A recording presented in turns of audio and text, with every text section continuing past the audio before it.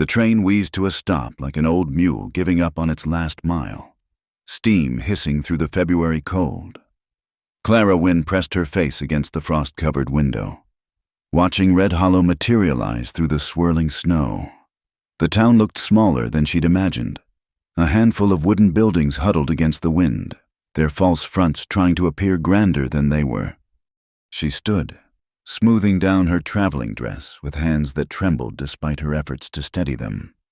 At 26, she was what folks back in Ohio called a spinster, though she preferred to think of herself as selective. The letter in her coat pocket, worn soft from reading, promised a new beginning. Matthew Pierce, owner of the Double Bar Ranch, had written with the practical tone of a man seeking a wife the way he might seek good breeding stock. She'd answered because staying in Ohio meant watching her sister's children grow while her own womb remained empty. The conductor appeared at her compartment door, his weathered face creased with what might have been concern. "This your stop, miss?" "Yes, sir." Clara reached for her valise, but he got there first, lifting it down from the overhead rack. "Someone meeting you." His eyes traveled up and up, taking in all 6 feet of her. Most men had to do that. "Mr. Pierce, Matthew Pierce." The conductor's expression shifted. Just a flicker, but Clara caught it. She'd become expert at reading such looks. "Well then," was all he said, leading her toward the exit. The platform was empty, save for a yellow dog nosing through a pile of crates and an old man dozing on a bench despite the cold. Snow collected on his hat brim like sugar on a cake. No Matthew Pierce. No anyone. Really. Clara stepped down, her boots crunching on fresh snow. The wind hit her immediately, sharp as broken glass, cutting through her wool coat. She clutched her valise tighter and looked around. The depot was little more than a shed with a sign that read Red Hollow in fading paint. Beyond it, the main street stretched maybe 300 yards before disappearing into white. "He's probably at the saloon," the conductor said behind her, setting her trunk on the platform with a grunt. "The silver dollar. Most men are this time of day." Before Clara could respond, he'd climbed back aboard. The train gave a mournful whistle, and she watched it pull away, black smoke smudging the gray sky. The sound faded until all that remained was wind and her own heartbeat. She picked up her trunk by one handle, dragging it toward the depot's meager shelter. The door was locked. Through the window, she could see a cold stove and an empty chair. The schedule board showed the next eastbound train wouldn't come for 3 days. 3 days. Clara set down her valise and flexed her fingers, already stiff with cold. Down the street, she could see signs of life horses tied outside what must be the saloon, smoke rising from chimneys, a woman in a bonnet hurrying between buildings. But no one came toward the depot. No one seemed to notice the tall woman standing alone in the snow. She waited. 5 minutes became 10. 10 became 20. Her feet grew numb in her city boots, unsuitable for this weather. She'd bought them new for the journey, wanting to make a good impression. Now they seemed foolish, like so many of her preparations. A group of men emerged from a building across the way, their laughter carrying on the wind. One spotted her and nudged his companion. They all turned to stare. Clara straightened her spine, a habit born from years of being told to slouch, to make herself smaller. She wouldn't do it anymore. That was part of why she'd come west, to find a place where she could stand at her full height without apology. But the men's stares weren't admiring. She could see that even from a distance. They looked at her the way people looked at circus oddities, with a mixture of curiosity and discomfort. One said something that made the others laugh again before they moved on. Clara's hands found the letter in her pocket. "I am seeking a woman of good character and sound health." Matthew had written, "Height and appearance are of no consequence, as I need a helpmate, not a parlor ornament." She'd found his practicality refreshing after years of being passed over by men who wanted wives they could look down upon. Literally, she dragged her trunk toward the main street, her valise banging against her leg with each step. The wooden sidewalks were treacherous with ice, and she had to concentrate on each footfall. As she passed the general store, a woman emerged with a child in tow. The little boy looked up at Clara with wide eyes. "Mama, why is that lady so tall?" "Hush, William." The woman gathered her son closer, shooting Clara an apologetic but wary look before hurrying away. Clara's cheeks burned, and not from the cold. She'd thought it would be different out here. The dime novels all said the West was a place where people were judged by their actions, not their appearances, where a person could reinvent themselves, become someone new. The Silver Dollar Saloon squatted in the middle of the street like a toad made of pine boards and ambition. Piano music tinkled through the doors, accompanied by men's voices and the clink of glass. Clara hesitated. Ladies didn't enter saloons, not even in the West, but if Matthew was inside... She pushed through the doors before she could lose her nerve. The music stopped. Every head in the place turned toward her. The air was thick with smoke and the yeasty smell of beer. Men sat at rough tables, cards and coins scattered before them. A few women in bright dresses and painted faces lounged near the bar, their expressions shifting from boredom to interest. "Well, well," one of them said. "Look what the snow blew in." Clara's eyes searched the room. "I'm looking for Matthew Pierce." A man at the bar snorted. "Ain't we all, sweetheart? He owes me $5 from last week's poker game." "He's expecting me. I'm his intended, from Ohio." The silence that followed was complete. Then someone in the back started laughing, a low, mean sound that spread through the room like wildfire. Clara's spine stiffened further, though she hadn't thought that possible. "His intended..."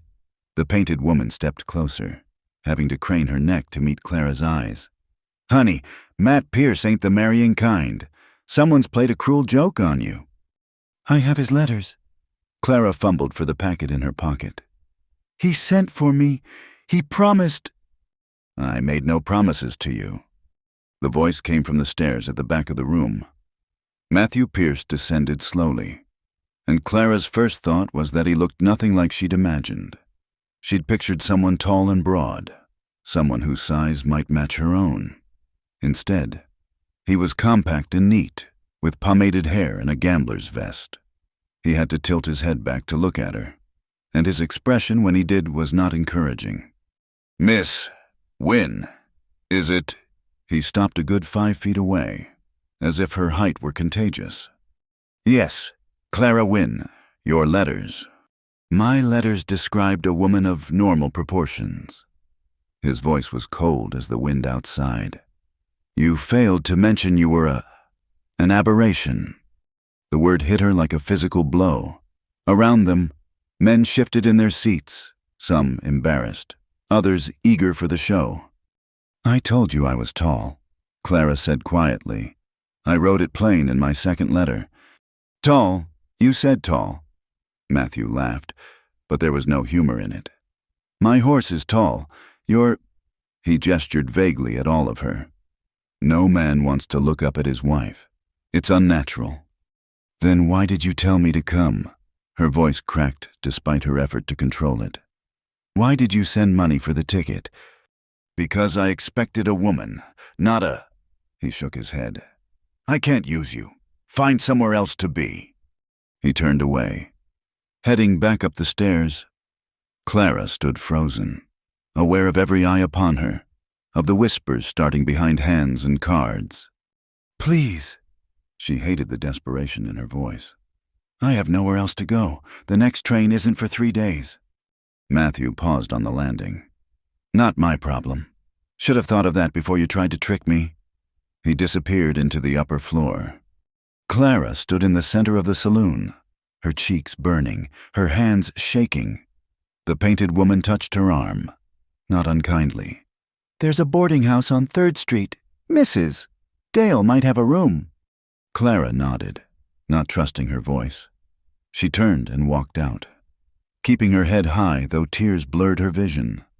Behind her, the laughter started again. Outside, the snow fell harder. She dragged her trunk down the street, following vague directions toward 3rd Street. People stared from windows and doorways. By the time she found the boarding house, a narrow building squeezed between a laundry and a cobbler's shop, her fingers were too numb to knock properly.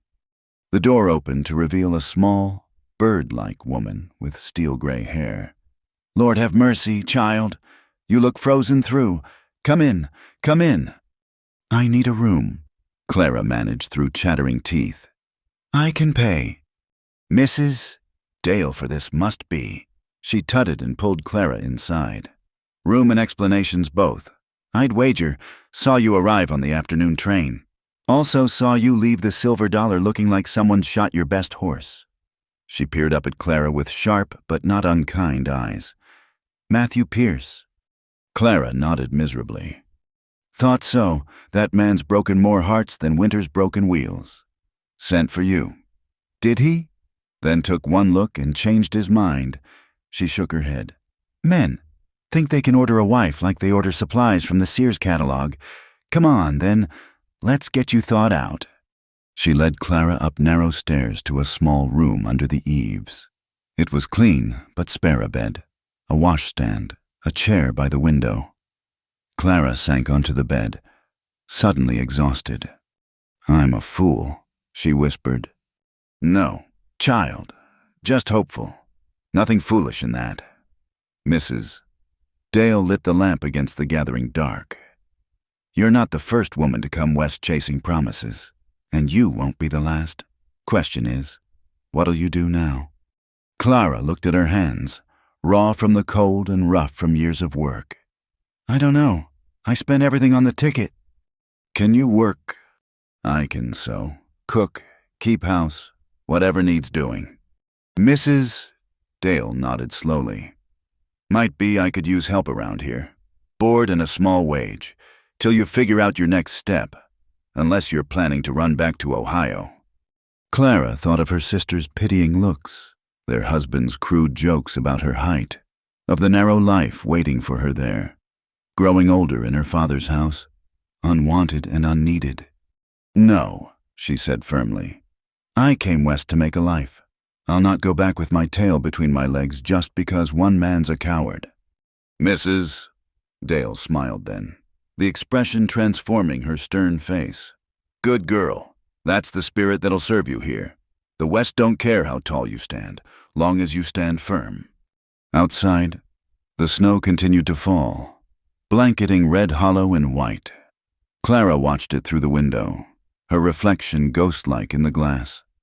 Somewhere in this town, Matthew Pierce was probably drinking and congratulating himself on his escape from an aberration. But she was here now, and she would stay. She'd make a place for herself, even if it wasn't the one she'd imagined. The train whistle sounded in the distance, heading east with its cargo of dreams and disappointments. Clara turned away from the window. Tomorrow would bring what it would bring. Tonight, at least, she had a roof and a bed and a chance to prove that she was more than her height. She was Clara Wynne, and she would not be broken by one small man's fear. The morning came gray and bitter, matching Clara's mood. She'd barely slept, the thin walls of Mrs.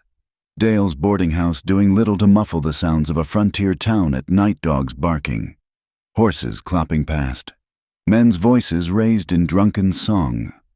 Each time she'd started to drift off, she'd remembered the look on Matthew Pierce's face, the word aberration echoing in her mind like a curse. She dressed carefully in her second-best dress, a practical brown wool that had seen her through many Ohio winters. Her hands moved automatically, pinning up her hair in the severe style that minimized her height not at all, but at least kept it tidy. In the small mirror above the washstand, her face looked pale and drawn. She pinched her cheeks to bring some color back, then stopped. What did it matter? She wasn't trying to attract anyone now. Downstairs, Mrs. Dale was already bustling about the kitchen, a calico apron tied around her spare frame. "Coffee's hot," she said without turning from the stove. "Biscuits'll be ready in a minute. You'll need a proper breakfast if you're to face this town." Clara poured herself a cup, grateful for the warmth. "I should look for work today. Proper work. I mean, I can't impose on your kindness." "Impose nothing. I offered. Didn't I, Mrs. Dale slid a plate of biscuits and gravy in front of her. "Besides, there's plenty needs doing here. My last girl ran off with a traveling salesman 2 months back. Been making do since, but these old bones weren't meant for scrubbing floors and hauling water." They ate in companionable silence, broken only by the crack of wood in the stove and the distant crow of a rooster. Clara was just finishing her second biscuit when the front door burst open, bringing a swirl of snow and cold air. Agnes Dale, you in there?" "Mrs." Dale sighed. "In the kitchen, Homer, and shut that door before we all freeze." A small, wiry man appeared in the doorway, his face red with cold and excitement. He stopped short when he saw Clara, his eyes traveling up in the now familiar motion. "Well, I'll be," he breathed. "So it's true. Matt Pierce's mail-order bride is real as rain." Clara's coffee cup rattled against its saucer. "Mrs." Dale stood, placing herself between Clara and the man like a small but fierce terrier. "Homer Jenks, you mind your manners in my house. This is Miss Clara Wynne, and she's a guest here, not a sideshow attraction." Homer had the grace to look abashed. "Didn't mean no offense, ma'am, just the whole town's talking. Matt's down at the Silver Dollar right now, holding court about it." "About what, exactly?" Clara heard herself ask. Homer shifted his weight, suddenly fascinated by his boots. "Well, he's saying, that is, he's telling folks." "Spit it out, Homer." "He's saying he ordered a wife and got a giant instead. Says you tried to trick him, not mentioning your unusual proportions." Homer glanced up at Clara, then away again. "Says he's thinking of writing to that matrimonial agency, demanding his money back." The biscuit in Clara's stomach turned to lead. She'd used her savings for the ticket, trusting in Matthew's promise of a home and position. The agency had his fee, not hers. "Man's a fool." "Mrs." Dale said crisply. "And a coward besides. Any other news worth hearing? Homer? Or did you just come to gossip?" "Actually, I came about the church social Saturday next. Reverend wants to know if you'll still make your apple pies." "Of course, I always do." Homer nodded, shot another curious glance at Clara, and fled. "Mrs." Dale shook her head as the door slammed behind him. "By noon, the whole town'll know what he had for breakfast and which boot he put on first." She said, "Nothing travels faster than gossip in a small town, except maybe disappointment." Clara stood, beginning to clear the table. "I should go." "Go where?" "I don't know. Away, somewhere I'm not a curiosity." "Mrs." Dale caught her arm with surprising strength. "Now you listen to me, Clara Wynne. You run now, and that small-minded fool wins. Worse, you'll be running the rest of your life. This town's got its gossips and its gawkers. True enough, but it's also got good people. People who judge a body by their work, not their height." Clara wanted to believe her, but the memory of yesterday's stares and whispers made it hard. Still, she nodded and returned to washing dishes, her hands finding comfort in the familiar work. She was elbow-deep in suds when the door chime rang again. "Mrs." Dale went to answer it, and Clara heard low voices in the hall. Her landlady returned with a peculiar expression. "You've got a visitor." "I don't know anyone here." "Nevertheless, he's waiting in the parlor. Says his name is Pierce." Clara's heart lurched. Had Matthew changed his mind? She dried her hands hastily, smoothed her apron, and walked to the parlor with her head high. But the man waiting there wasn't the Matthew Pierce from yesterday. This man was taller, broader, with work-roughened hands and clothes that spoke of ranch work rather than saloon idling. The resemblance was there, though same dark hair, same sharp features, though this face was weathered by sun and wind rather than softened by indoor living. "Miss Wynne." He stood as she entered, and she realized with a start that he was only a few inches shorter than herself. "I'm James Pierce. Matt's my younger brother." Clara didn't know what to say, so she simply nodded. "I came to apologize," James continued, turning his hat in his hands. "For Matt. What he did yesterday, it weren't right." "Your brother made his feelings clear." "My brother's a fool who thinks the world should arrange itself for his comfort." James's voice held an edge of old frustration. "I told him not to send for a bride. Told him a man who can't court a woman proper has no business marrying one. But Matt always did like taking shortcuts." Clara found herself studying this other Pierce, where Matthew had been neat and polished. James showed the marks of honest work calluses on his hands, sun lines around his eyes, dust on his boots that no amount of scraping could remove. "Why are you here, Mr. Pierce?" He met her gaze directly. "Partly guilt, I suppose. The Pierce name ought to mean something in this town, and Matt's dragging it through the mud. But mostly," he paused, seeming to choose his words carefully, "I saw you yesterday, at the depot." Clara's chin lifted. And you stood there in that snow, waiting on a man who weren't coming, with more dignity than most folks could muster in their Sunday best. Then you walked through this town with your head up, even though every busybody was gawking." He shrugged. "Figured anyone with that kind of backbone deserved better than being the butt of my brother's jokes." "I don't need pity, Mr. Pierce." "Good, because I ain't offering any." His smile was unexpected, transforming his serious face. "I am offering a job, though." Clara blinked. "A job?" "My ranch. The Circle P is just south of town. I've been making do without a cook since my last one up and married a miner from Silver City. The hands are about ready to mutiny if they have to eat my cooking much longer. Pays fair, and there's a room off the kitchen. Proper work for proper wages." "Why would you offer this to me?" James studied her for a long moment. "You know anything about horses, Miss Wynne?" The question seemed like a non sequitur, but Clara answered honestly, "A little. My father kept draft horses for his freight business."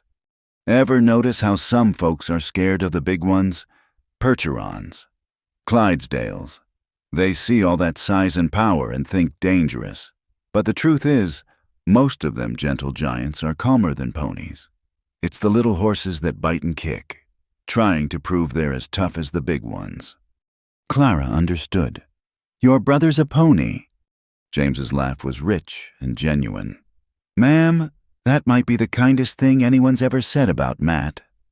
He sobered. "Look, I know it's awkward, me being his brother and all, but the offer's genuine. You can ask anyone in town about the Circle P. We run an honest operation." Clara considered. It would be a way to earn her keep, to save money for whatever came next, and it would be away from town, away from the stares and whispers. "When would you need me to start?" "Soon as you're able. Today. If possible. The hands are threatening to eat their boots if they have to face my biscuits again." Despite everything, Clara found herself almost smiling. "How many hands?" "6 regular, plus me, sometimes a few more during roundup or drives. 7 men to cook for. It would be work, certainly, but work she knew how to do. I'll need to gather my things." "I'll wait." James moved toward the door, then paused. "One more thing. Miss Wynne. At the Circle P, we judge folks by how they work, not how they look. Any of my men gives you trouble about your height or anything else, they'll answer to me. And despite what you might think after meeting Matt, the Pierce name still carries some weight around here." He left her standing in the parlor, mind spinning. Mrs. Dale appeared as if by magic, having clearly been listening from the hall. "Well," the landlady asked. "He offered me a position as cook at his ranch." "Mrs." Dale nodded slowly. "James Pierce is a good man. Nothing like his brother. Raised them both, after their parents died. Matt was always spoiled, being the baby. But James..." She smiled. "That boy's got more honor in his little finger than Matt's got in his whole body." But won't people talk me working for Matthew's brother? Child, people are going to talk regardless. Might as well give them something interesting to say. An hour later, Clara sat beside James Pierce on the wagon seat, her trunk loaded in the back. They drove through town in silence, though she could feel the weight of watching eyes. As they passed the Silver Dollar, she saw a figure in the doorway, Matthew Pierce, nursing what looked like a morning whiskey. His eyes met hers, and his expression darkened. James saw him too. "Matt," he said, touching his hat brim in the barest acknowledgement. Matthew stepped into the street. "Jim, heard you were in town." His eyes slid to Clara, cold as yesterday's snow. "Also heard you're taking in strays now." James's hands tightened on the reins, but his voice stayed level. "Hired a cook, is all. Ranch needs one." "That what we're calling it?" Matthew's laugh was ugly. "You always did like my leaving." Clara felt James tense beside her, but before he could respond, she spoke. "Mr. Pierce," she said, addressing Matthew with perfect civility. "I believe the term you used yesterday was aberration. Hardly something one claims ownership of, wouldn't you say?" Matthew's face flushed. Around them. Clara noticed townsfolk had stopped to watch Homer Jenks among them, no doubt memorizing every word. "You should thank me," Matthew said, but he was looking at his brother now. "Saved you from making a fool of yourself with damaged goods." "Only fool I see," James said quietly, "is a man who judges a woman by her height instead of her character. But then, you'd need some character of your own to recognize it in others." He clicked to the horses, and they moved forward, leaving Matthew standing in the muddy street. Clara kept her eyes straight ahead, though she could feel the tremor in James's hands through the wagon seat. "I'm sorry," she said when they cleared the town limits. "For what?" "For causing trouble between you and your brother." James snorted. "Ma'am, Matt and I have been at odds since he was old enough to figure out lying got him further than truth. This ain't about you. It's about him being half the man he thinks he is, and me being fool enough to keep hoping he'll grow up." They rode in silence after that, the town giving way to open country. The snow had stopped, and weak sunlight broke through the clouds, making the white landscape sparkle. Clara found herself relaxing for the first time since stepping off the train. "Can I ask you something?" James said eventually. "Of course." "Yesterday, when Matt said what he said, you could have argued, could have shown him the letters, made a scene. Why didn't you?" Clara thought about it. "My mother used to say that when someone shows you who they are, believe them. Your brother showed me. No amount of arguing would have changed that." James nodded. "Smart woman, your mother." "She was." Clara smiled at the memory. "All 5'0" of her. Used to say God made me tall to make up for making her short. Said it evened out in the end. She sounds like someone I'd have liked to meet." "She would have liked you, I think." The words were out before Clara could stop them, and she felt heat rise in her cheeks. That is, she appreciated honest work and straight talk. If James noticed her embarrassment, he didn't show it. "Well, you'll get plenty of both at the Circle P. Fair warning, cowboys aren't known for their delicate manners. But they're good men, mostly. They'll treat you with respect or find themselves looking for work elsewhere." The ranch buildings appeared as they topped a rise, a main house, a long bunkhouse, barn, and various outbuildings, all arranged around a dirt courtyard. It looked solid and well-maintained. Nothing fancy, but everything in its place. Smoke rose from the bunkhouse chimney, and Clara could see horses in the nearest corral. "Home, sweet home," James said, and Clara heard the pride in his voice. "Built most of it myself, with help from the hands. It ain't much, but it's mine free and clear." "It looks perfect," Clara said, and meant it. After the false fronts and pretensions of town, the ranch's honest simplicity was refreshing. James pulled up near the main house. "Kitchen's through here. I'll show you your quarters. Then introduce you to the boys. They're probably hiding in the bunkhouse. Afraid I'm bringing back more of my cooking." He helped her down from the wagon, and for a moment they stood face to face, closer than propriety strictly allowed. Clara was struck again by how he looked at her straight on, without the usual quick glance up, followed by discomfort she was used to.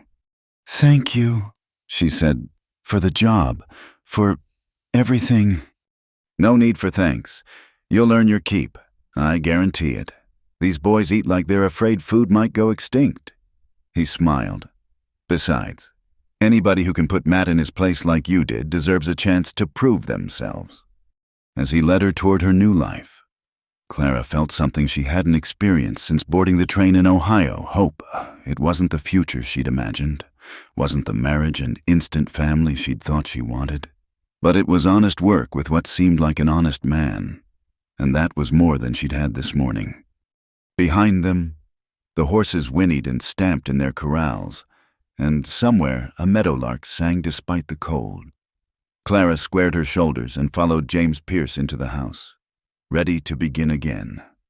The edge of the forest was where Clara found herself 3 days later, sitting on a fallen log with her face in her hands. The Circle P stretched out behind her, the ranch where she'd tried to make a new start, where she'd burned the breakfast, oversalted the stew, and just an hour ago, dropped an entire pot of beans in the dirt when she'd tripped over her own feet. The Cowboys had been kind about it, mostly. "Happens to everyone," Tom had said, though she'd seen him exchange glances with the others. James had simply told her to start a new pot, his face carefully neutral, but she'd seen the disappointment there, the question in his eyes had he made a mistake. Now she sat in the gathering dusk, wondering if Matthew Pierce had been right after all. Maybe she was an aberration. Maybe she didn't belong anywhere, not in Ohio with her petite sisters, not in Red Hollow with its staring townsfolk, not even out here where the sky was big enough to hold anyone. She'd left a note in the kitchen. "Gone for a walk to clear my head. Supper's in the oven." It was the least she could do, though she half expected to return and find the ranch hands had ordered her back to town. The wind picked up, rustling through the pine needles above her head. She should go back. The sun was setting, painting the sky in shades of rose and gold, and she'd forgotten her shawl. But the thought of facing those men, of seeing their polite disappointment again, kept her seated on the cold log. That's when she heard the horse. The sound of hoofbeats wasn't unusual out here, but these were coming from the south, from the direction of town, and moving fast. Clara stood, brushing pine needles from her skirt. A rider appeared through the trees, and her heart sank when she recognized the compact form of Matthew Pierce. He pulled up short when he saw her, his horse dancing sideways. Well, Jim's giant cook, all alone in the woods. His words slurred slightly. He'd been drinking. "Run off already. Can't say I'm surprised." "I'm taking a walk, nothing more." Clara kept her voice steady, though being alone with him made her uneasy. "A walk?" He laughed, the sound sharp as breaking glass. "That what you call it when you realize you're not wanted, when you figure out my brother only hired you to spite me?" The word stung because she'd wondered the same thing. "That's not true." "Isn't it?" Matthew dismounted, swaying slightly. "Jim's always been like that. Always had to prove he was better than me.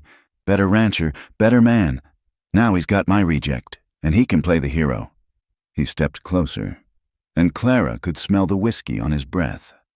"But we both know what you really are, don't we?" "I should get back." Clara turned to go, but Matthew caught her arm. "Not so fast. I'm talking to you." "Let go." She tried to pull away, but his grip tightened. "You cost me. You know that whole town's laughing at me. Matt Pierce, who couldn't handle a woman just 'cause she's tall." His face twisted. "Maybe I should get what I paid for after all." Fear spiked through Clara, sharp and cold. She yanked her arm hard, breaking his grip, and stepped back. "Don't touch me, or what you'll tell Jim he ain't here." Matthew advanced again, and Clara realized how isolated they were, how far from help. That's when another voice cut through the twilight. No, but I am. A man emerged from the shadows between the trees, tall, broad-shouldered, with sandy hair that caught the last of the light. He moved with an easy confidence, positioning himself between Clara and Matthew without seeming to hurry. "This ain't your business, Ramsey," Matthew snarled. Ramsey? Clara recognized the name. Colt Ramsey owned a spread south of town. She'd heard the ranch hands mention him with respect. "Lady seems distressed," Colt said mildly. "That makes it my business." "She ain't no lady. She's a—" "Careful." Colt's voice remained calm, but something in it made Matthew stop. "That's Miss Wynne you're speaking about. I'd mind my tongue if I were you." Matthew's face darkened. "You don't even know her." "Know enough." Colt glanced at Clara, and she was surprised to see warmth in his gray eyes. "No, she came here looking for a new start and got a raw deal. No, she's working honest for honest wages. That's more than some can say." "You threatening me, Ramsey. Stating facts." Colt smiled, but it didn't reach his eyes. "Another fact you're drunk and bothering a woman alone. How's that going to sound when folks hear about it?" Matthew swayed, processing this, even drunk. He could see how it would look, the man who'd already publicly rejected Clara now accosting her in the woods. His reputation, already damaged, couldn't take another hit. "She ain't worth it," he muttered, stumbling back to his horse. "None of this is worth it." He managed to mount after 2 tries and rode off, leaving Clara and Colt alone in the deepening darkness. "You all right?" Colt asked, turning to her. Clara realized she was shaking. "Yes, thank you. I don't know what would have happened if you hadn't." "Best not to think on it." He studied her with those steady gray eyes. "Question is, what are you doing out here alone? Gets dangerous after dark. Wolves, bears, and worse men like Pierce." I needed to think. The words came out more honestly than she'd intended. "Everything's going wrong. I can't seem to do anything right at the ranch, and I wondered if maybe I should just leave." "Because you made a few mistakes. Hell, pardon me. Ma'am, everybody makes mistakes when they're starting out." "It's more than that." Clara wrapped her arms around herself. "I don't fit anywhere. I'm too tall, too awkward, too hard on yourself." Colt finished. "Mind if I share something?" Clara shrugged, beyond caring about propriety. "See that?" He pointed to a twisted pine growing at an angle from the rocky soil. "Most folks would say that tree don't fit. It ain't straight like the others. Ain't growing the way trees are supposed to. But look closer." He walked to the tree, running his hand along the bark. "This old pine's been here longer than any of the straight ones. Wind tried to knock it down. Rocks tried to stop it growing, but it found its own way. Now it's the strongest tree on this whole hillside." Clara moved closer, seeing what he meant. The tree's roots gripped the rocks like fingers, and its trunk, though bent, was thick and solid. "Folks like you and me," Colt continued. "We don't fit the usual patterns. You with your height, me with—" He paused, then shrugged. "Well, everybody's got something that sets them apart. The trick is deciding whether you're going to apologize for it all your life or find the strength in it." "How do you find strength in being different?" He smiled then, a real smile that transformed his weathered face. "By remembering that the folks who fit perfect in every box don't change anything. It's the different ones who make new trails, who show others there's more than one way to be." They stood in comfortable silence, watching the stars begin to appear. "Finally." Colt cleared his throat. "I should see you back to the ranch. Jim'll have my hide if something happens to his cook." "I suppose you're right." Clara fell into step beside him, leading the way back through the trees. After a moment, she asked, "Were you following Matthew?" "Not exactly. I was heading to town when I saw him turn off the main road, riding hard and weaving in the saddle. Figured he was up to no good. So I followed." He glanced at her. "Lucky I did." "Yes, Clara shivered, thinking of what might have happened. Very lucky. They emerged from the forest to see the Circle P spread out below, windows glowing warm against the darkness. As they walked down the slope, Clara noticed Colt had to adjust his stride to match hers usually. She was the one doing the adjusting. Can I ask you something? She said. Why did you really intervene? You don't know me. You could have just ridden on. Colt was quiet for so long she thought he wouldn't answer. Finally, he said. Few months back, my sister came out from Missouri. She's different too. Not tall like you, but she's got a birthmark covers half her face. Folks stare, whisper. Some say cruel things. His jaw tightened. She went back home after a month. Said she couldn't bear it. I couldn't protect her from all of it. Couldn't make folks see past the surface to the good woman underneath. He stopped walking, turning to face Clara. When I saw you at the depot that day, standing there proud despite everything, I thought about Mary. Thought about how I wish someone had stood up for her, had shown her she wasn't alone. So when I saw Pierce bothering you, he shrugged. Couldn't ride by. Not again. Clara felt tears prick her eyes. Thank you, she whispered. No need for thanks. Just don't let them win. All right, don't let the Matthew Pierces of this world make you small. World's got enough small people already. They'd reached the ranch yard. Light spilled from the bunkhouse, and Clara could hear the hands talking and laughing inside. Through the kitchen window, she could see James at the table, papers spread before him. Looks like supper survived the oven, Colt observed, sniffing the air. Smells good, too. Would you like to stay? It's the least I can offer after... Kind of you, but no. Got my own place to get back to. Besides... He smiled again. Showing up for supper might give folks the wrong idea, or the right one, depending on how you look at it. Clara felt heat rise in her cheeks. Mr. Ramsey. Colt, and I'm teasing, mostly. He touched his hat brim. You'll do fine here. Miss Wynne, give it time. And if Matthew Pierce bothers you again, you send word. The Rocking R ain't far. And we look after our neighbors. He walked to where his horse waited, patient in the darkness. As he mounted, he looked back at her.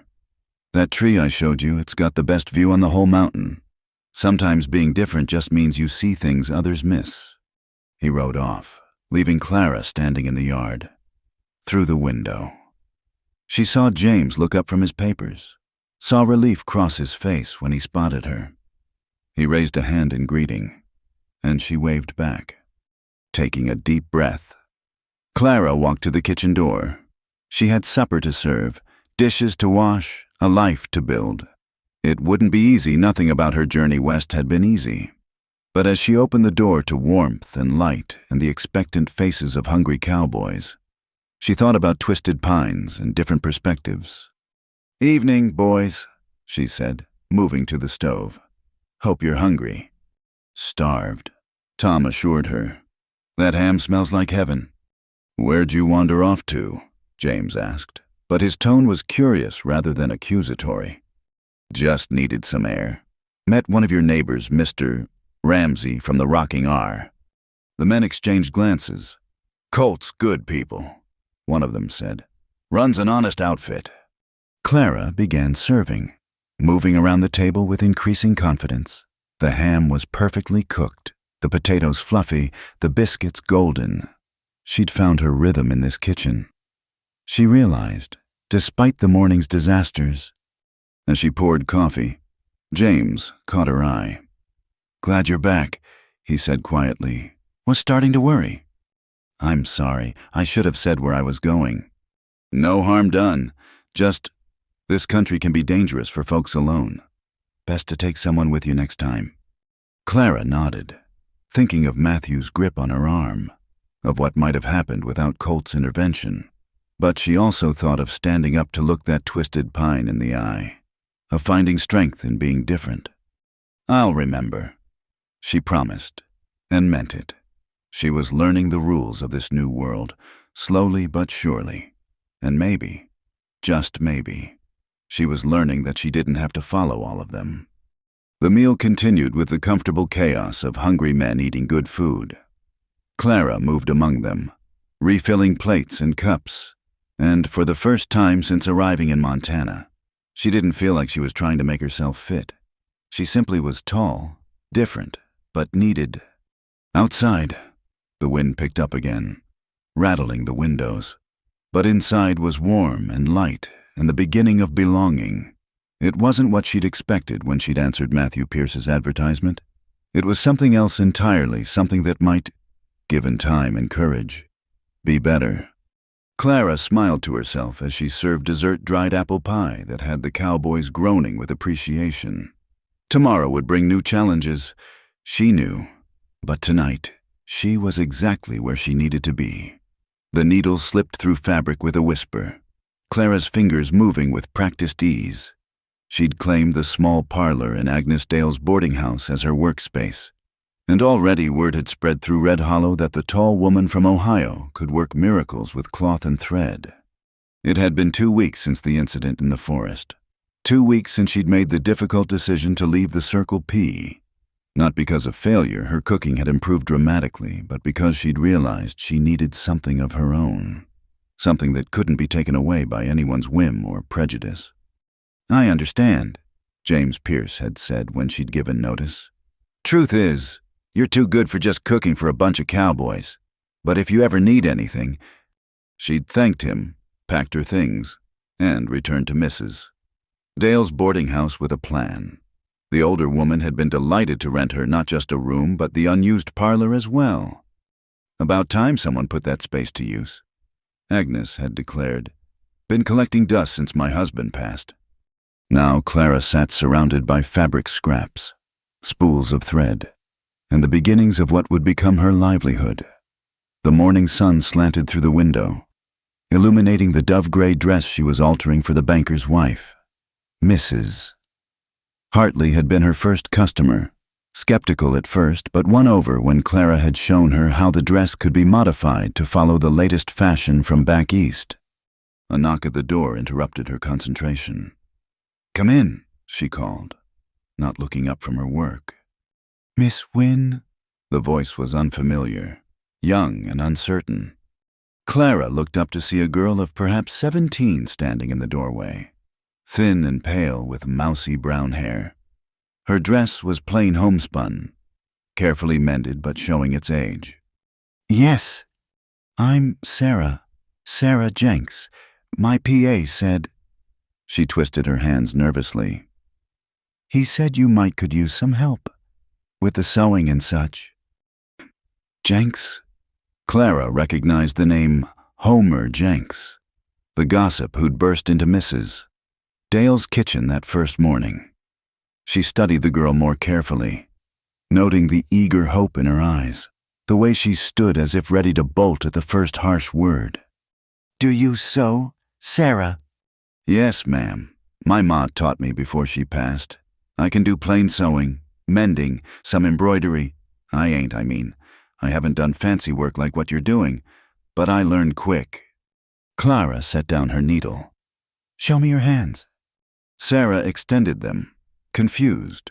They were work-roughened but steady, with the calluses that came from years of needlework. "Can you start today?" The girl's face lit up.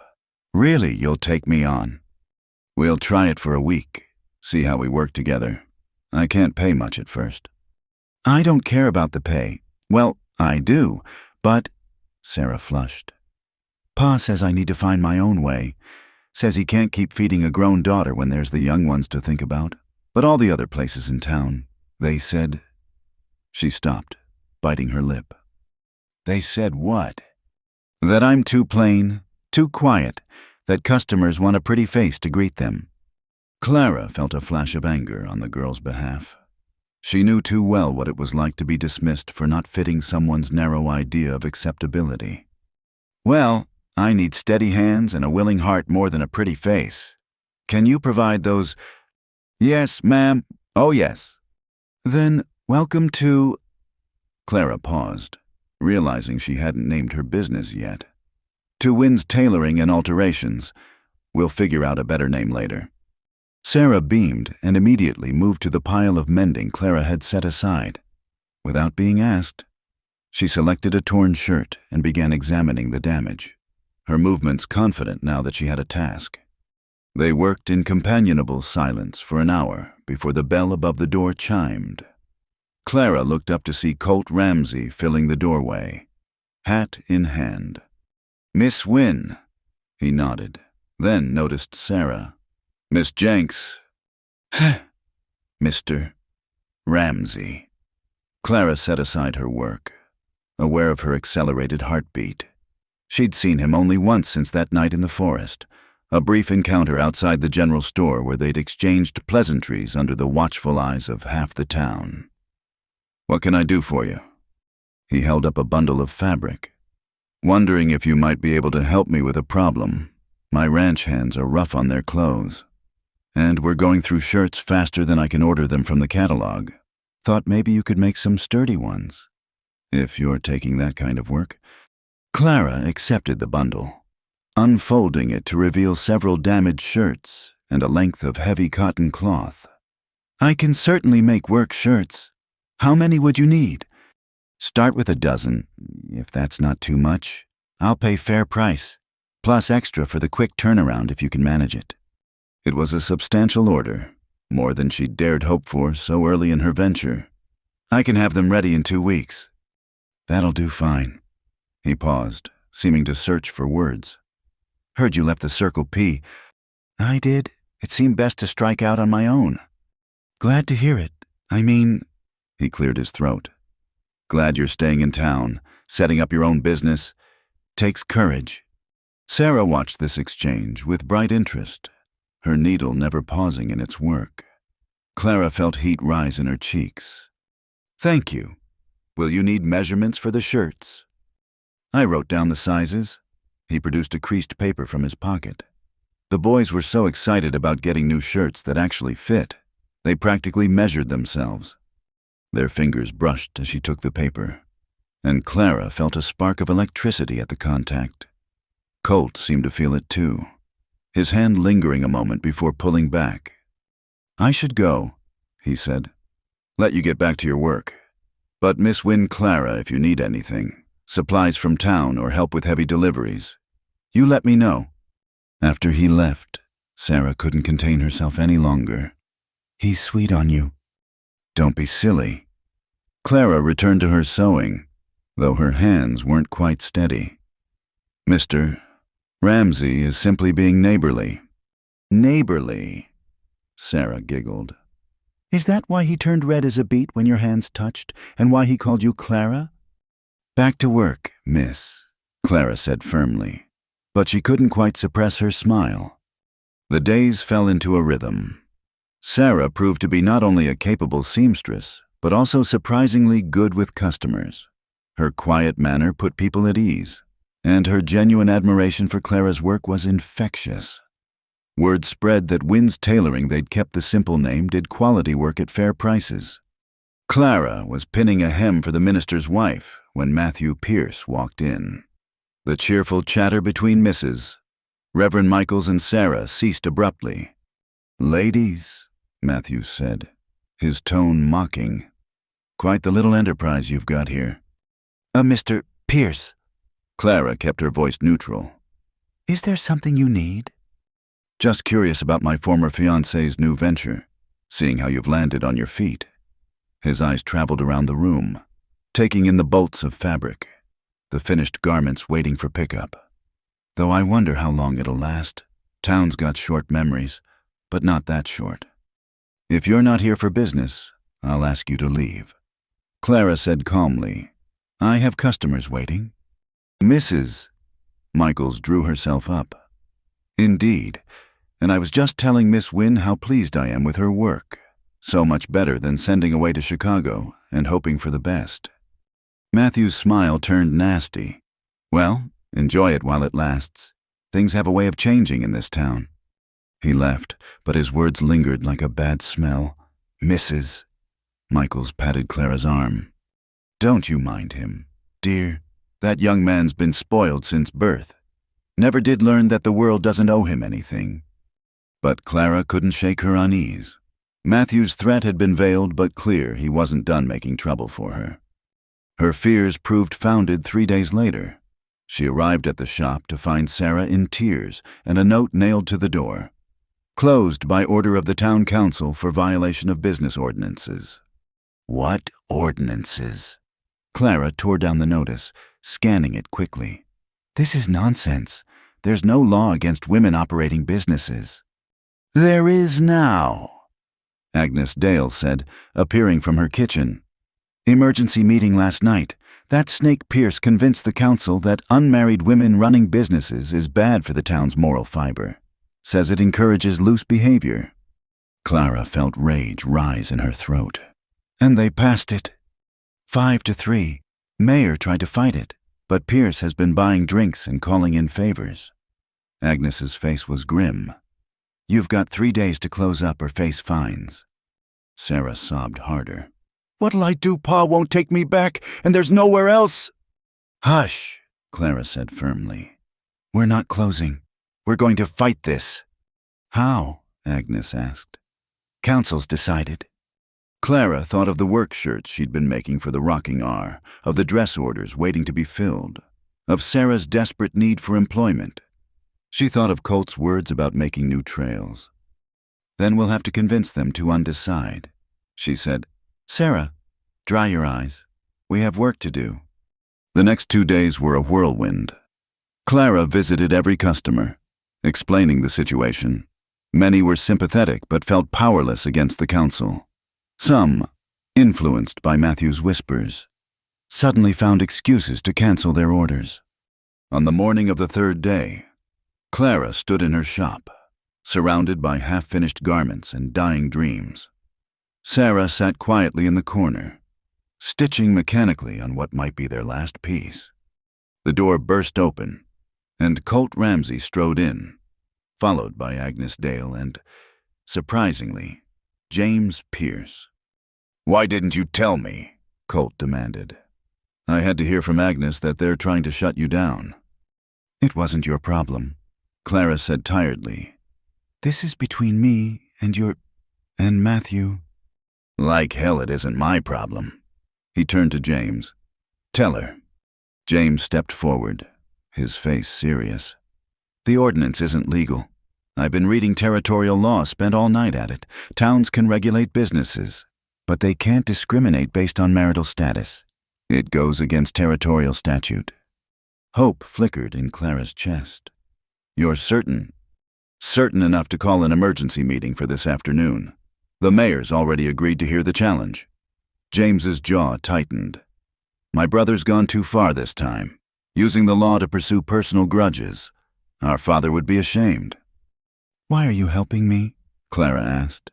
He's your brother. That's exactly why. James said quietly. Someone needs to stop him before he ruins himself completely.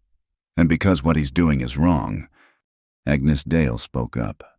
Half the town's planning to attend that meeting. The other half's hiding, afraid to pick sides. Then we'd better give them something worth watching, Colt said. He looked at Clara. You'll need to speak.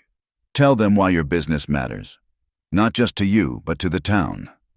Clara's stomach clenched, standing before the entire town, making herself even more visible than her height already did. But she thought of Sarah, of the women who'd whispered their thanks for finally having a local seamstress, of her own need to belong somewhere. I'll do it, she said. The meeting that afternoon was standing room only. Clara sat in the front row, Sarah on one side, Agnes on the other. Behind them, she could feel the weight of watching eyes, some sympathetic, others hostile, most simply curious. Matthew sat across the aisle, confident and smirking. He'd dressed for the occasion in his best suit, playing the role of concerned citizen.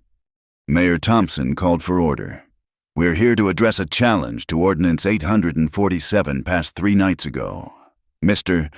James Pierce, you filed the challenge. James stood.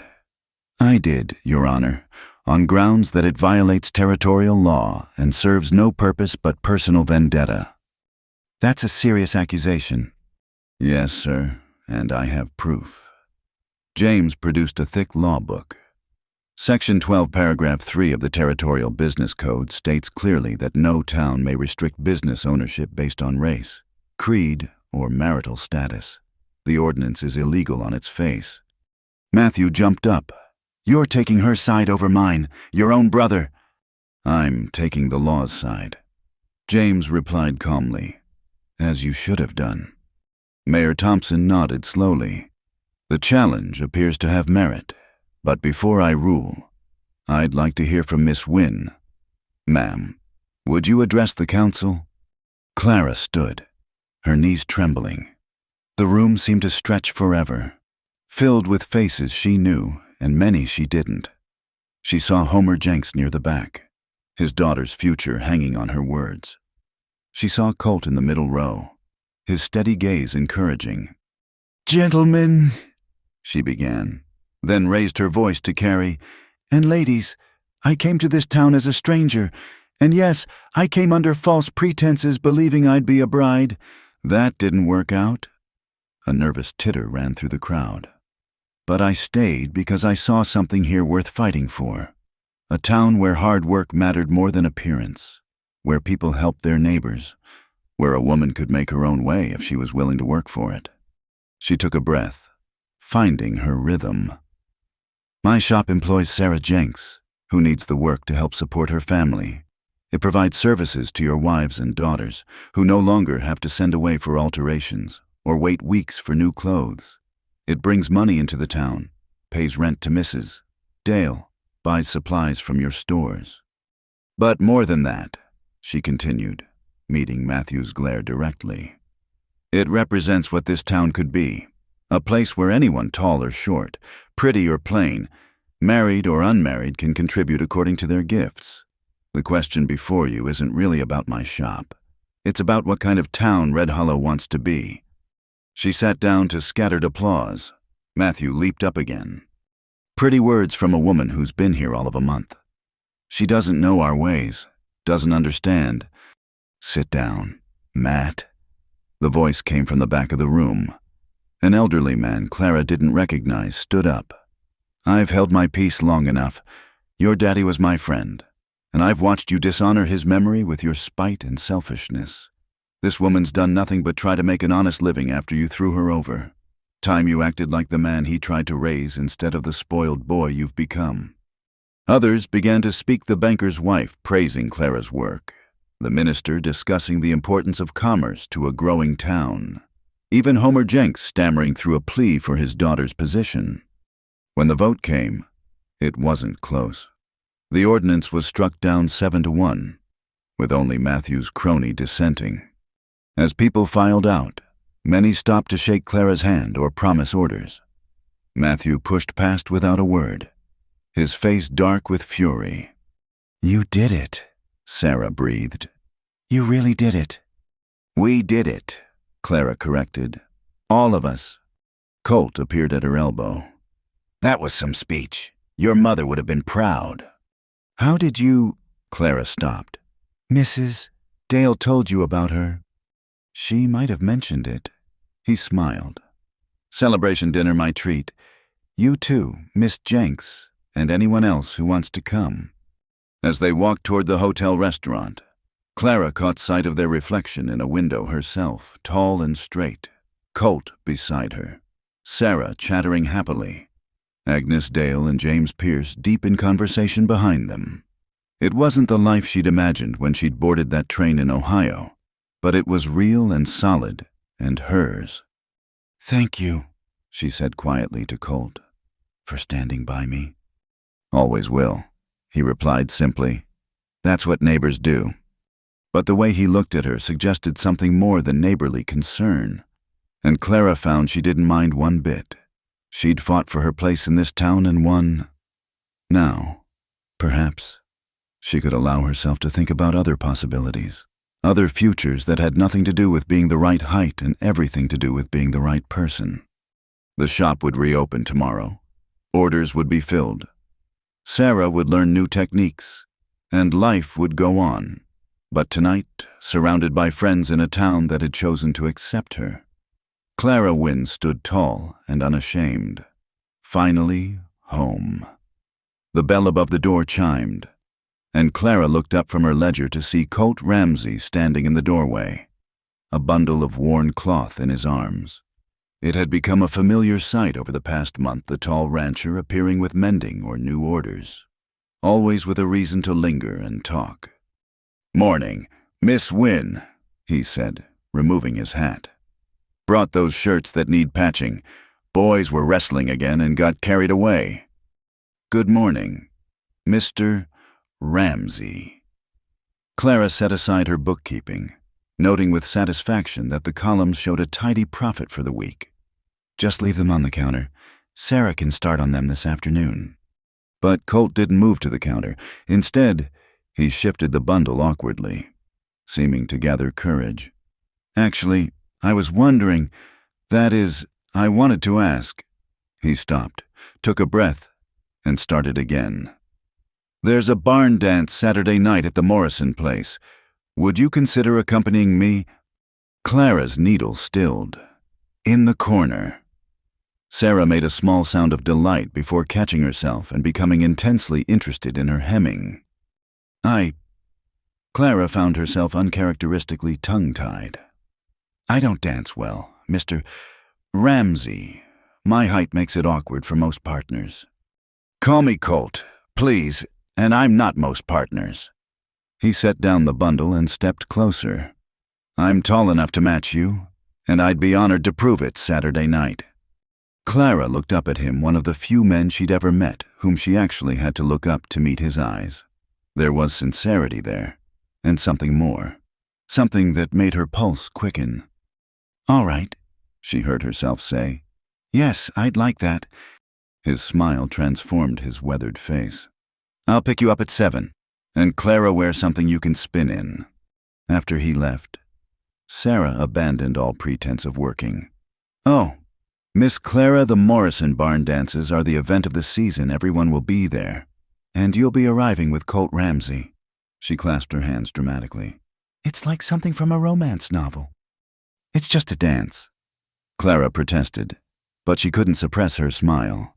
"Now back to work, or we'll never finish Mrs. Hartley's order in time." But as the week progressed, Clara found herself thinking about Saturday night more than she cared to admit.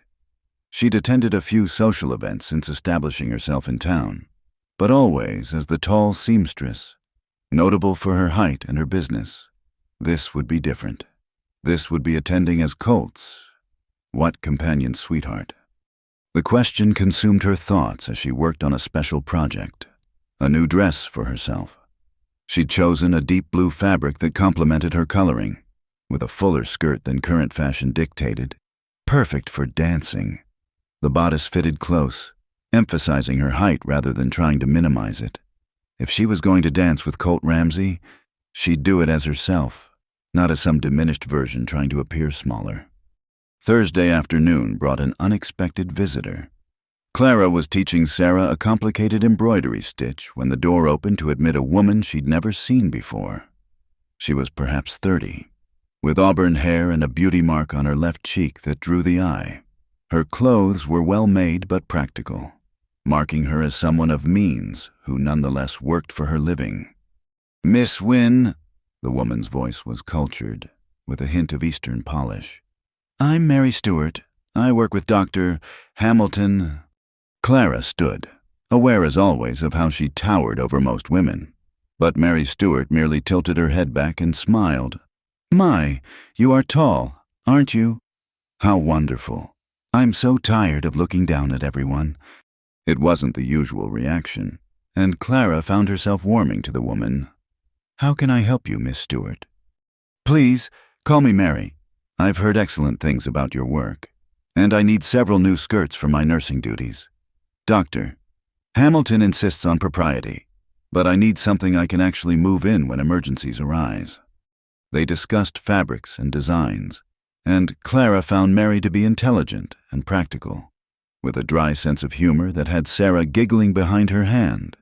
It wasn't until the order was complete and Mary was preparing to leave that she mentioned, almost casually, "I understand you're attending the Morrison dance with Colt on Saturday." Clara stiffened slightly. "Yes, I am." "Good." Mary's smile was enigmatic. "It's about time someone caught his attention properly. "I do hope you'll be very happy together." After she left, Sarah burst out, "Did you know they used to walk out together, Mary and Mr. Ramsey? It was before she went east for her nursing training, but folks said they were practically engaged." Clara felt something cold settle in her stomach. "No, I didn't know that." "Oh, but that was years ago," Sarah hastened to add.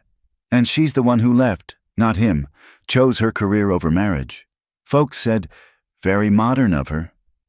Modern, Clara thought. And now she was back, beautiful and accomplished and not freakishly tall. What was Colt thinking, asking Clara to the dance when Mary Stuart was in town? Her doubts multiplied Friday evening when she encountered Colt and Mary outside the general store. They were laughing about something, standing close in the easy way of old friends or old lovers. Mary's hand rested on Colt's arm as she spoke, and he was smiling down at her with obvious affection. "Clara," Colt's face lit up when he saw her. "Come meet O, but you've met Mary, haven't you? She mentioned stopping by your shop." "Miss Wynne." Mary's smile seemed genuine. "I was just telling Colt how impressed I was with your designs. That split skirt concept for riding is genius." "Thank you." Clara managed polite responses, but all she could see was how well-matched Colt and Mary looked, how natural they seemed together. When she excused herself moments later, she felt Colt's puzzled gaze follow her retreat. That night, Clara sat in a room at the boarding house, staring at the blue dress hanging on her wardrobe. What had she been thinking? She was a tall, awkward spinster from Ohio who'd been publicly rejected once already. Colt was probably just being kind, taking pity on her. Or worse, maybe he was using her to make Mary jealous, to show her what she'd given up when she chose nursing over marriage. Saturday dawned bright and cold, and Clara went through the motions at the shop, trying to ignore Sarah's excited chatter about the dance. By afternoon, she'd made up her mind. She would send word that she was ill, that she couldn't attend. It was cowardly, but better than being humiliated again. She was composing the note when Agnes Dale appeared in the shop doorway. "Clara Wynne, what do you think you're doing?" "I'm writing a note." "I can see that. A note to Colt Ramsey. I'd wager crying off from tonight." Agnes marched in and snatched the paper from Clara's hands. "Because you saw him with Mary Stuart and got your feelings hurt." "How did you—" "This is a small town. Child? Everyone knows everything." "Usually before it happens." Agnes tore the note in half. "Now you listen to me. That man has been half in love with you since the day you stood up to the town council. He talks about you to anyone who'll listen. And now you're going to throw that away because his old friend is back in town." "She's beautiful," Clara said miserably. "And the right height, and—" And she left him to pursue her own dreams, which he respected and supported because that's the kind of man he is. Agnes's voice gentled. "Just like he respects and supports you. Mary Stuart is a friend. Nothing more. But she won't stay that way if you keep pushing Colt away every time you feel insecure." Clara stared at her hands. "What if everyone stares? What if they laugh at us?" "Then they're fools, and their opinion matters less than dust." Agnes gripped Clara's shoulders. "You came west to start over, to be yourself without apology. Don't stop now, not when you're so close to having everything you dreamed of." At 6:30, Clara stood before her mirror in the blue dress. She'd pinned her hair up but left a few tendrils loose to frame her face. The woman looking back at her stood straight and tall, no longer trying to shrink herself. She looked striking, different, yes, but striking. The knock came at 7 precisely. Clara opened the door to find Colt in his Sunday best, hair still damp from washing. His eyes widened when he saw her. "Clara," He breathed. You look… I mean… He stopped, laughed at himself. I'm not usually tongue-tied, but you've managed it. You look beautiful. Thank you. She accepted his offered arm, noting how naturally they fit together, her hand at just the right height. You clean up well yourself. The Morrison barn was ablaze with lanterns when they arrived, fiddle music spilling out into the night. Clara felt the familiar twist of anxiety as heads turned their way, but Colt's presence beside her was solid and reassuring. Ready? He asked softly. She lifted her chin. Ready. Inside, the barn had been transformed. Hay bales lined the walls for seating, and the floor had been swept clean for dancing. Couples whirled past in a riot of color and laughter. Clara spotted many familiar faces, the Hartleys, the minister and his wife, James Pierce with a pretty blonde Clara didn't recognize, and there, near the punch table, Mary Stewart in an elegant green dress, talking animatedly with Dr. Hamilton. Shall we? Colt led her onto the floor just as the fiddler struck up a new tune, a waltz, slower and more intimate than the previous reel. Clara had learned to dance, of course, but always as the one trying to make herself smaller, letting shorter partners lead her in an awkward crouch. With Colt, everything was different. He held her at the proper distance, his hand firm on her waist, and she didn't have to bend or stoop. They moved together as if they'd been dancing for years, turning and swaying in perfect rhythm. See? He murmured in her ear. Told you we'd match.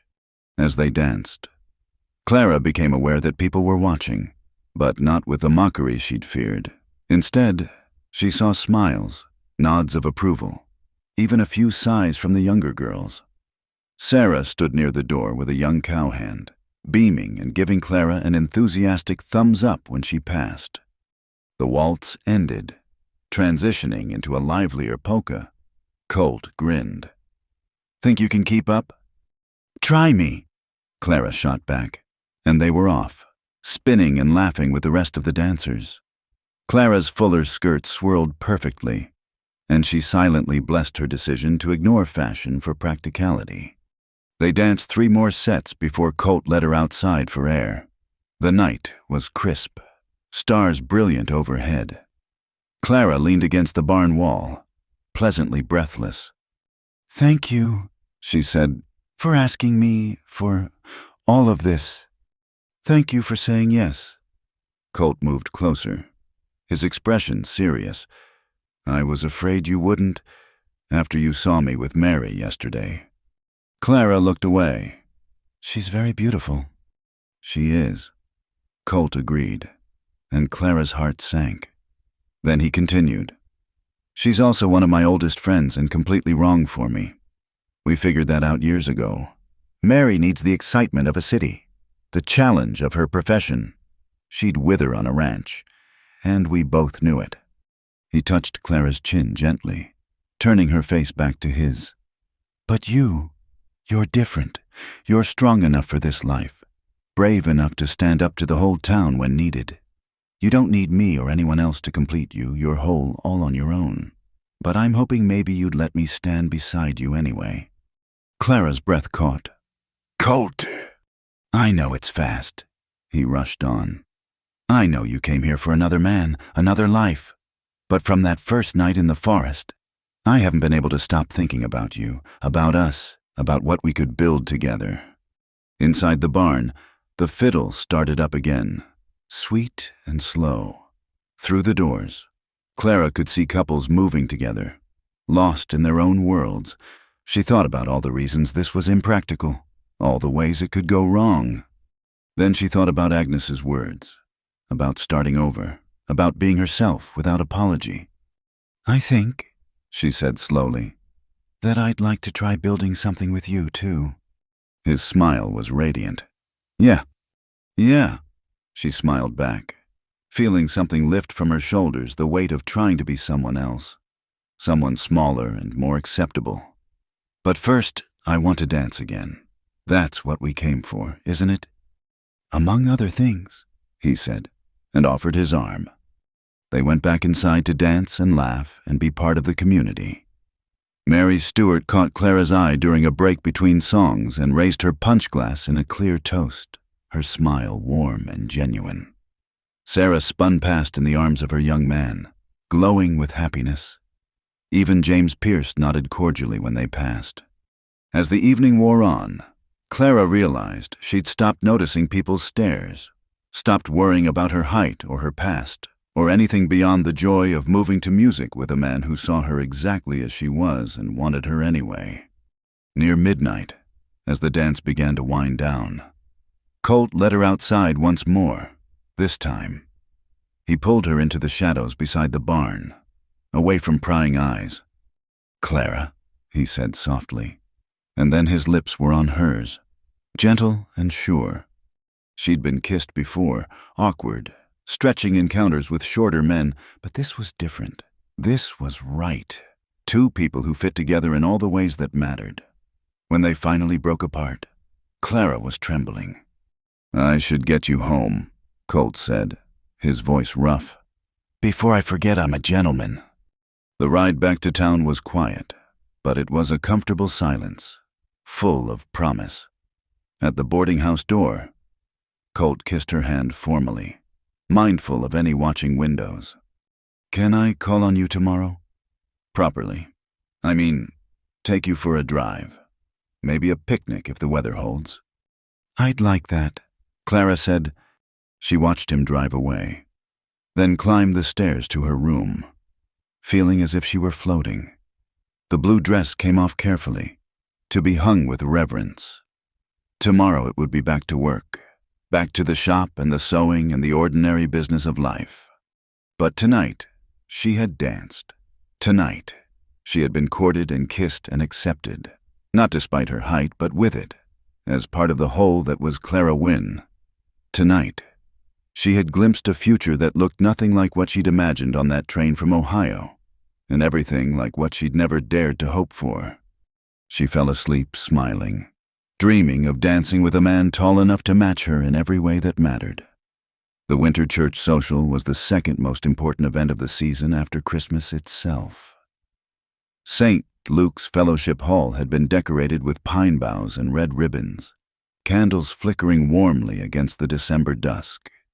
Clara stood before her wardrobe, contemplating her choices with more care than usual. "The burgundy velvet," Sarah said from the doorway. She'd come to help Clara prepare, as had become their custom for important occasions. "With your grandmother's cameo at the throat?" Clara fingered the rich fabric. She'd made the dress herself over the past month, working in stolen moments between customer orders. It was more elaborate than anything she'd worn before, with delicate beadwork at the cuffs and neckline. "You don't think it's too much? For your first church social as Colt Ramsey's official sweetheart, I think it's perfect." Sarah's eyes sparkled with vicarious excitement. "Everyone will be watching to see how you present yourself." That was precisely what worried Clara. In the 2 months since the barn dance, her courtship with Colt had become the talk of the town. Most were supportive. She'd been surprised by how many people seemed genuinely pleased for them. But there were always whispers. Always those who wondered what a successful rancher saw in the too tall seamstress from Ohio. As if summoned by her thoughts, a knock came at the door. Sarah rushed to answer, returning with a small package. "From Mr. Ramsey," she announced, handing it to Clara with barely suppressed glee. Inside was a pair of elegant kid gloves, butter-soft and perfectly sized for Clara's large hands. The note simply read, "To keep your hands warm, though I'd rather hold them myself. C." "Oh," Sarah sighed. "That man could give lessons in courting." Clara smiled, sliding on the gloves. They fit perfectly, as did everything about her relationship with Colt, everything except... "What if his friends don't approve?" she asked suddenly. "The other ranchers, the important people in town, what if they think he's making a mistake?" Sarah's face turned serious. "Then they're not really his friends, are they? Besides, from what I've seen, Mr. Ramsey doesn't much care what others think when his mind's made up. An hour later, Clara descended the boarding house stairs in the burgundy dress. Her hair swept up in an elegant style that emphasized rather than minimized her height. Agnes Dale waited at the bottom, approval clear on her face.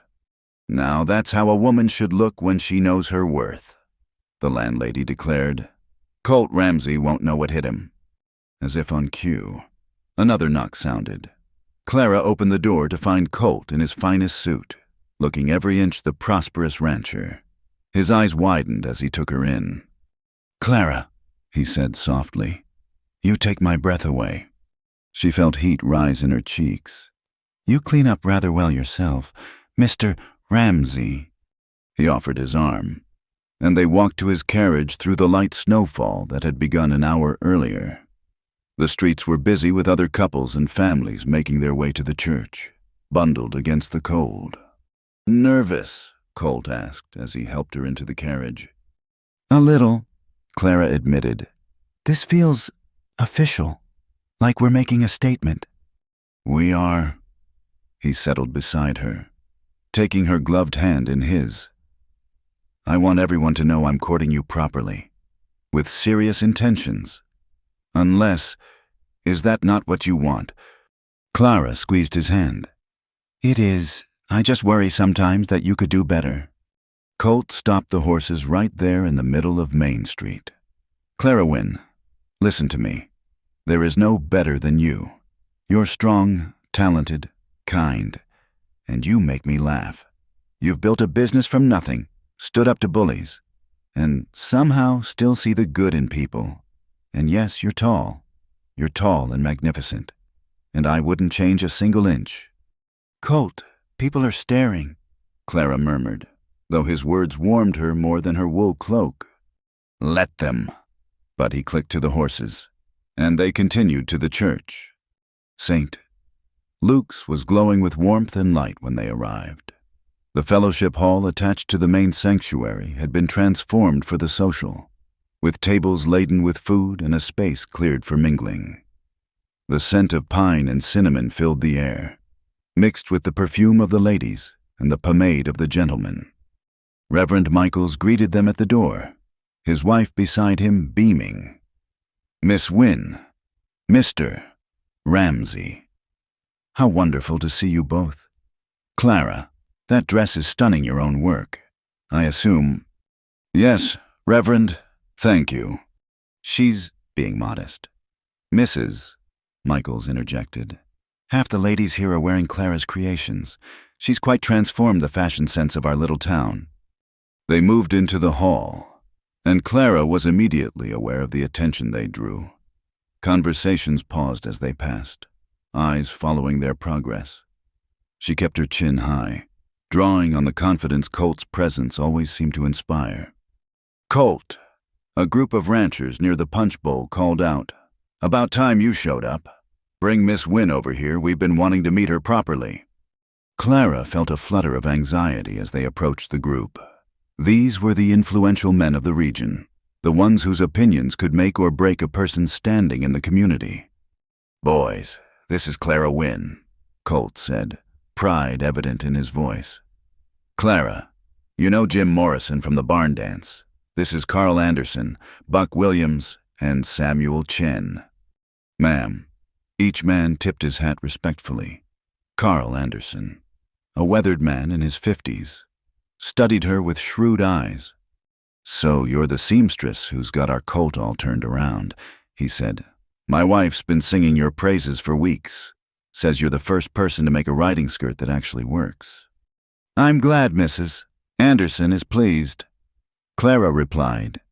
"It was an interesting challenge." "Interesting challenge." Buck Williams laughed. "That's what Martha called it too, before she could finally mount a horse without tangling in her skirts. You've made a lot of ranch wives happy. Miss Wynne." Samuel Chen, younger than the others and with a quiet intensity, spoke up. "I heard you stood up to the town council over that business ordinance. Takes courage to fight City Hall." "It was fight or lose my livelihood," Clara said. "I didn't have much choice." "There's always a choice." Anderson said approvingly. You chose to stand and fight.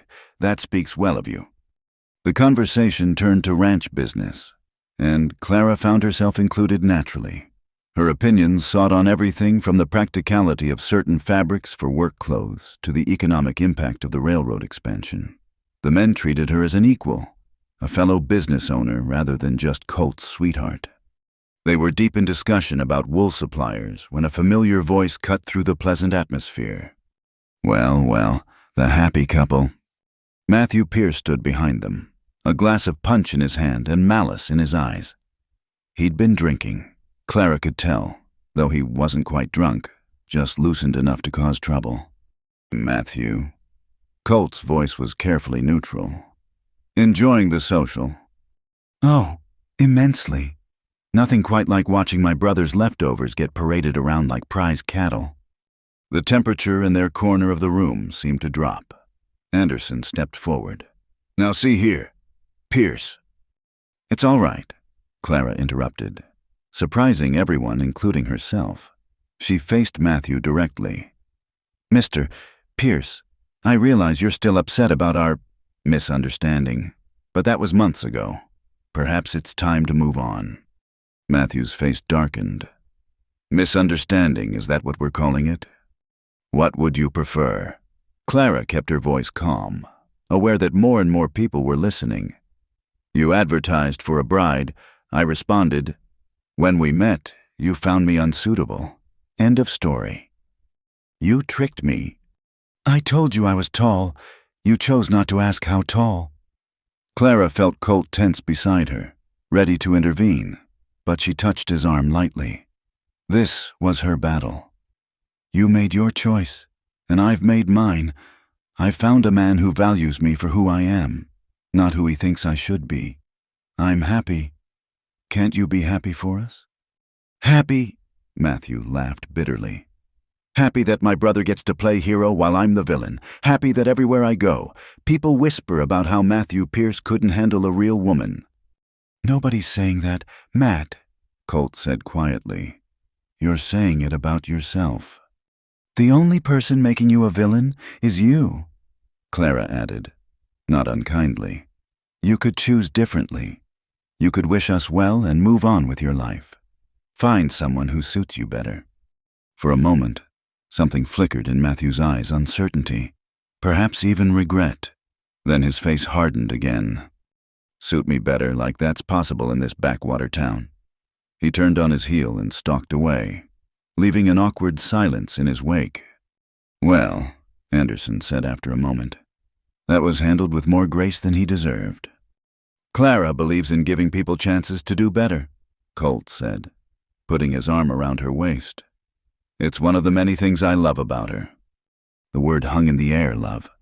He'd never said it before. Not directly. Clara's heart raced, but before she could respond, Mrs. Anderson appeared. Carl, stop monopolizing Miss Wynne. We ladies would like a chance to talk with her, too. She linked arms with Clara, drawing her away with the practiced ease of a rancher's wife used to managing social situations. Come, my dear. Let me introduce you to the ladies' auxiliary properly. The next hour passed in a whirl of introductions and conversations. Clara found herself at the center of a group of women, discussing everything from fashion to business to the challenges of frontier life. Mrs. Morrison wanted a riding habit like Mrs. Anderson's, the banker's wife, wondered if Clara could teach embroidery classes. Young Mrs. Chen shyly asked about wedding dress designs. Through it all, Clara was aware of Colt's eyes on her, of the warm pride in his expression whenever their gazes met across the room. She was also aware of Matthew lurking at the edges of the gathering, drinking steadily and glowering. It was during the blessing before supper that everything came to a head. Reverend Michaels had just finished the prayer when Matthew's voice rang out. I'd like to propose a toast. He swayed to the center of the room, raising his glass. To my brother and his unusual choice. May he never have to duck to kiss his bride. Shocked murmurs rippled through the crowd. James Pierce started forward, face flushed with anger. but Clara moved faster. She picked up her own glass of punch and raised it high. "And to Matthew Pierce," she said clearly, "who brought me to Red Hollow. Without him, I never would have found my true home, my calling, or the man I love. For that, I'll always be grateful." The room held its breath. Then Mary Stuart raised her glass. "Here, here." Others followed suit, until nearly everyone was toasting, leaving Matthew standing alone. His moment of spite transformed into something else entirely. To love found in unexpected places.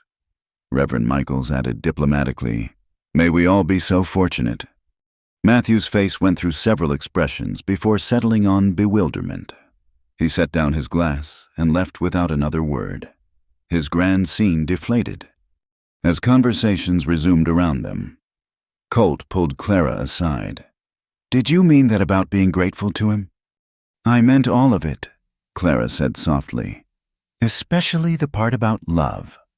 His face lit up. "Clara Wynne, are you saying—" "I'm saying I love you too, Colt Ramsey, despite your terrible timing in declaring it first in front of half the town's ranchers." He laughed, not caring who saw as he pulled her close. "When have we ever done things the conventional way?" "Never," Clara agreed. "And I wouldn't have it any other way." The rest of the social passed in a blur of congratulations and knowing smiles. Even those who'd been skeptical seemed won over by the obvious affection between them. Clara found herself accepted not just as the tall seamstress or Colt's sweetheart, but as herself, Clara Wynne, businesswoman and valued member of the community. As they prepared to leave, Colt helped her with her cloak, his hands lingering on her shoulders. "You were magnificent tonight," he murmured. "The way you handled Matthew, the way you carried yourself. I fall more in love with you every day. Even when I tower over 3/4 of the room. Especially then."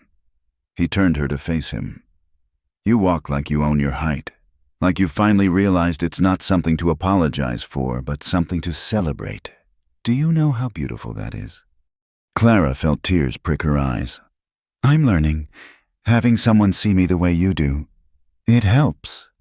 They said their goodbyes and stepped out into the snowy night. The temperature had dropped, and their breath formed clouds in the cold air. Colt tucked Clara's hand into the crook of his elbow as they walked to the carriage. "So, what happens now?" Clara asked as he helped her up. "Now that we've declared ourselves in front of the whole town—" "Now," Colt said, climbing up beside her. "I court you properly until you're ready to make it permanent. And when you are, we'll have the biggest wedding this town's ever seen." "I don't need big," Clara protested. "I just need you—" "Then you'll have me," he promised. "For as long as you'll keep me." As they drove through the quiet streets, snow falling softly around them, Clara marveled at how much had changed since that awful day at the train depot. She'd come west looking for one life and found another entirely one where her height was an asset, not a liability, where her skills were valued, where love came not despite who she was, but because of it. The boarding house came into view, warm light spilling from the windows.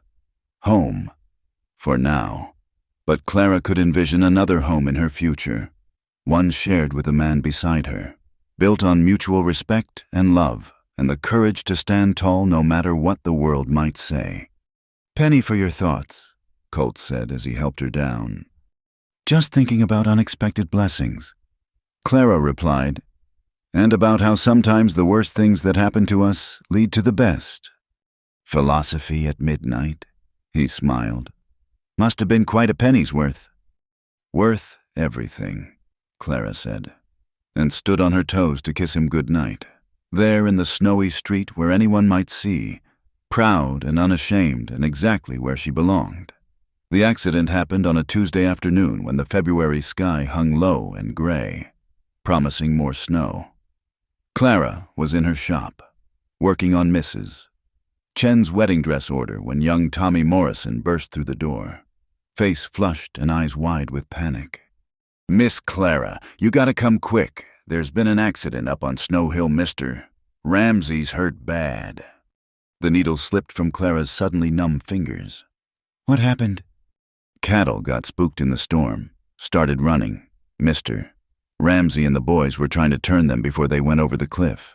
His horse slipped on the ice and... Tommy's voice cracked. Doc Hamilton's already on his way up there. Clara was moving before the boy finished speaking, grabbing her cloak with hands that shook. "Sarah, close the shop," she called over her shoulder. I have to go. I'm coming with you, Sarah said, already reaching for her own wrap. "No, stay here. Someone needs to..." Clara couldn't finish the sentence, couldn't think about why someone might need to keep the shop open, to maintain normal life while hers threatened to shatter. The ride to Snow Hill seemed both endless and too quick. Agnes Dale's nephew drove them in his wagon, pushing the horses as fast as he dared on the treacherous roads. Clara sat rigid beside him, her mind spinning through possibilities, each worse than the last. "He's tough," the young man offered. "Toughest rancher in the valley. He'll be all right." Clara nodded, unable to speak past the knot in her throat. She'd known the dangers of ranch life, had heard the stories of men killed by horses, cattle, weather. But somehow she'd never imagined it could happen to Colt, who seemed as permanent and solid as the mountains themselves. They smelled the scene before they saw it, the sharp tang of fear sweat from horses, the metallic hint of blood. As they crested the hill, Clara saw the cluster of men near the cliff edge, their faces grim. Someone had built a small fire, and she could see a figure lying near it, terrifyingly still. She was out of the wagon before it fully stopped, stumbling through the snow toward the group. The men parted as she approached, and she saw him, Colt, lying on a makeshift stretcher, his face white as the snow around him, a dark stain spreading across his left side. "Clara." "Doctor." Hamilton looked up from where he knelt beside Colt. "Good, you're here. He's been asking for you." How bad? Her voice came out steadier than she felt. "Broken ribs, certainly. Possible internal injuries. We need to get him back to town, to my surgery." The doctor's face was grave. "He was conscious for a while, but..." Clara dropped to her knees in the snow, taking Colt's limp hand in both of hers. His skin was cold, too cold, and she could barely feel his pulse. "Colt," she said firmly. "Colt Ramsey, you open your eyes right now. Do you hear me?" For a moment, nothing. Then his eyelids fluttered, and she saw a sliver of gray. "Clara." His voice was barely a whisper. "You came." "Of course I came. You foolish man. Where else would I be?" A ghost of his usual smile crossed his face. "Thought..." "Might be too tall to fit in the wagon." "Still making jokes," she said, blinking back tears. "That's good. Keep doing that while these men get you home." His hand tightened weakly on hers. "Clara, if I don't..." "No." She leaned closer. "Fierce. You don't get to make grand speeches.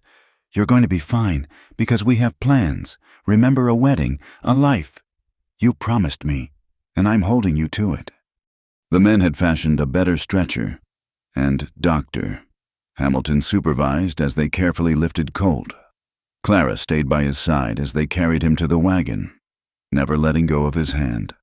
She climbed in beside him, cradling his head in her lap as they began the torturous journey back to town. Every bump made him groan, though he tried to muffle the sounds.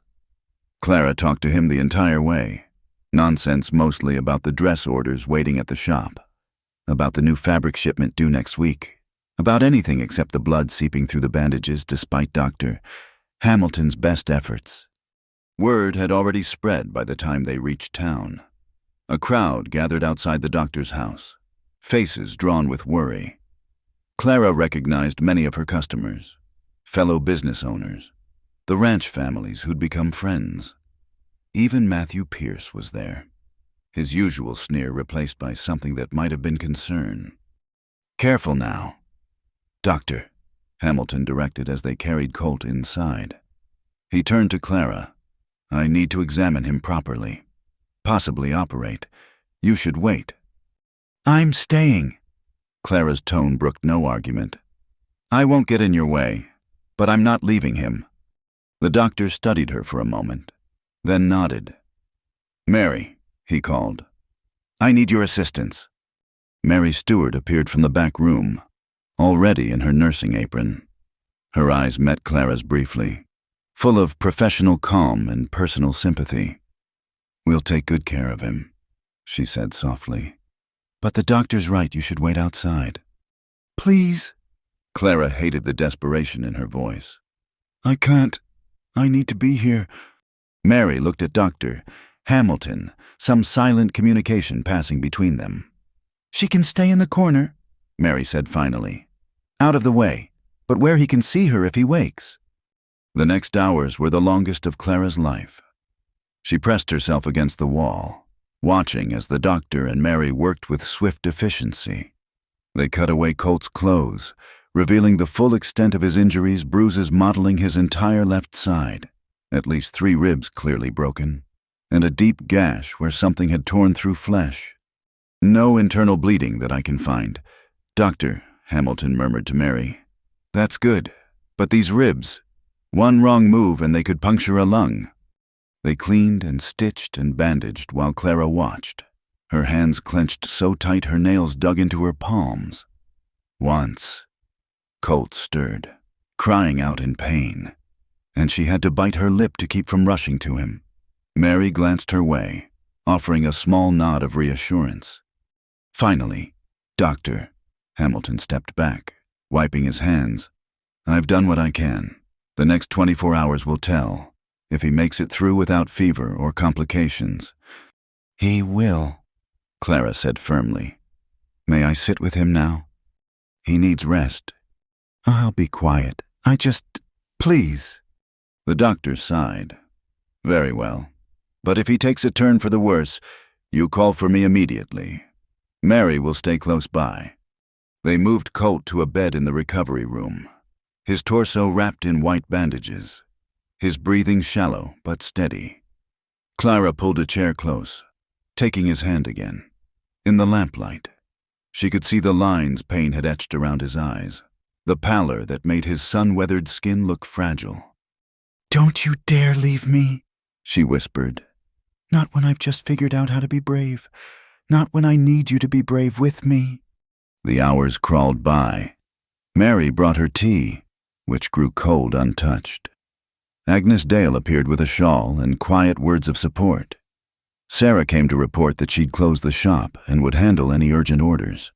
The town rallied, as small towns do, but Clara barely noticed. Her entire world had narrowed to the rise and fall of Colt's chest, the feel of his pulse beneath her fingers. Night fell, and with it came the fever doctor Hamilton had feared. Colt tossed restlessly, muttering broken words.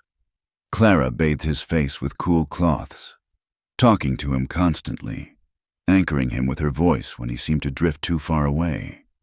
Remember the barn dance, she said softly. How we fit together just right. You said we matched. You can't make a liar of yourself now. We have more dances ahead of us.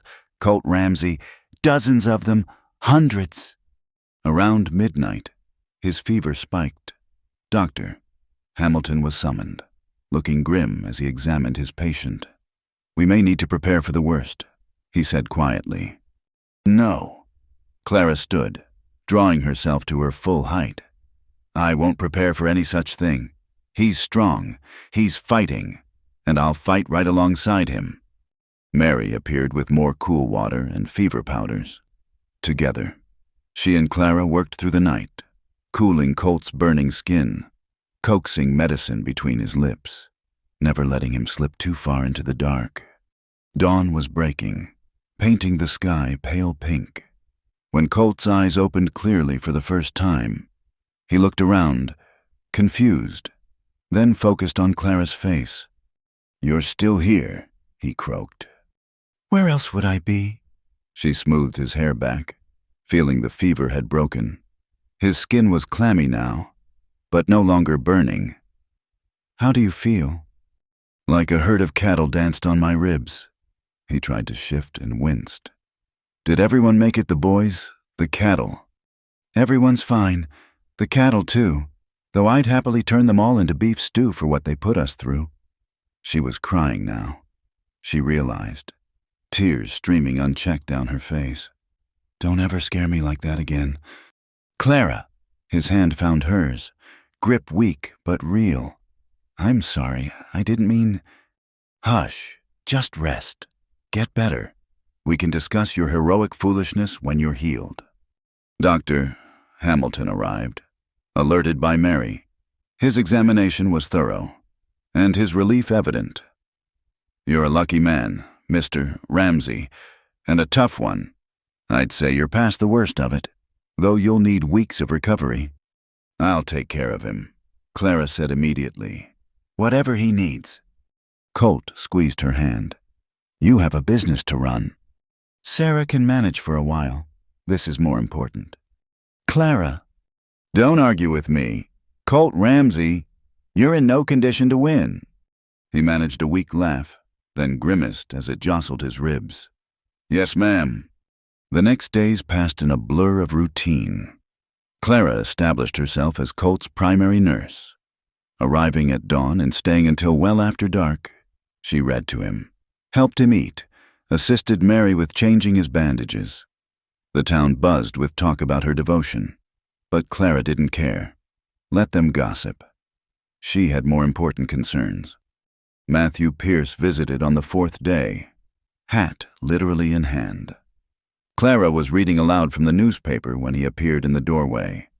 May I come in? Colt nodded carefully. Matthew approached slowly, his usual swagger absent. Jim sent me. Wanted to know how you were doing. The whole town's been asking. I'll survive, thanks to good doctoring and better nursing. Colt glanced at Clara with warm eyes. Matthew shifted uncomfortably. I wanted to say, that is... He took a breath. I was wrong. About a lot of things. Seeing you lying there, thinking you might... It made me realize I've been a fool. Clara set down the newspaper, watching this unexpected vulnerability from a man she'd thought incapable of it. We all make mistakes, Colt said carefully. Yeah, but mine nearly cost me my brother. Matthew looked at Clara then. Really looked at her. And I was wrong about you too. The way you've been here, taking care of him. That's real love. The kind that shows up when things get hard. Thank you, Clara said simply. Matthew nodded, already backing toward the door, clearly having reached his limit of emotional honesty. Anyway, just wanted you to know. Jim says the ranch is running fine. Colt, so don't worry about that. Focus on getting better. After he left, Colt and Clara sat in surprised silence. Did that really just happen? Clara asked finally. I think my accident scared him, made him think about what matters. Colt shifted slightly, wincing. Or maybe he's finally growing up. Miracles do happen, Clara agreed. After all, you're still here. Thanks to you. His expression grew serious. Clara, these past days, having you here, I know we talked about courting properly, taking our time, but lying here, I realized how quickly life can change. I don't want to waste any more time. Colt, I'm not proposing from a sickbed, he said quickly. I have too much pride for that. But when I'm healed, when I can stand beside you properly, I want to make this permanent, if you'll have me. Clara leaned down, kissing him gently, mindful of his injuries. I'd have you today, tomorrow, forever, whenever you're ready.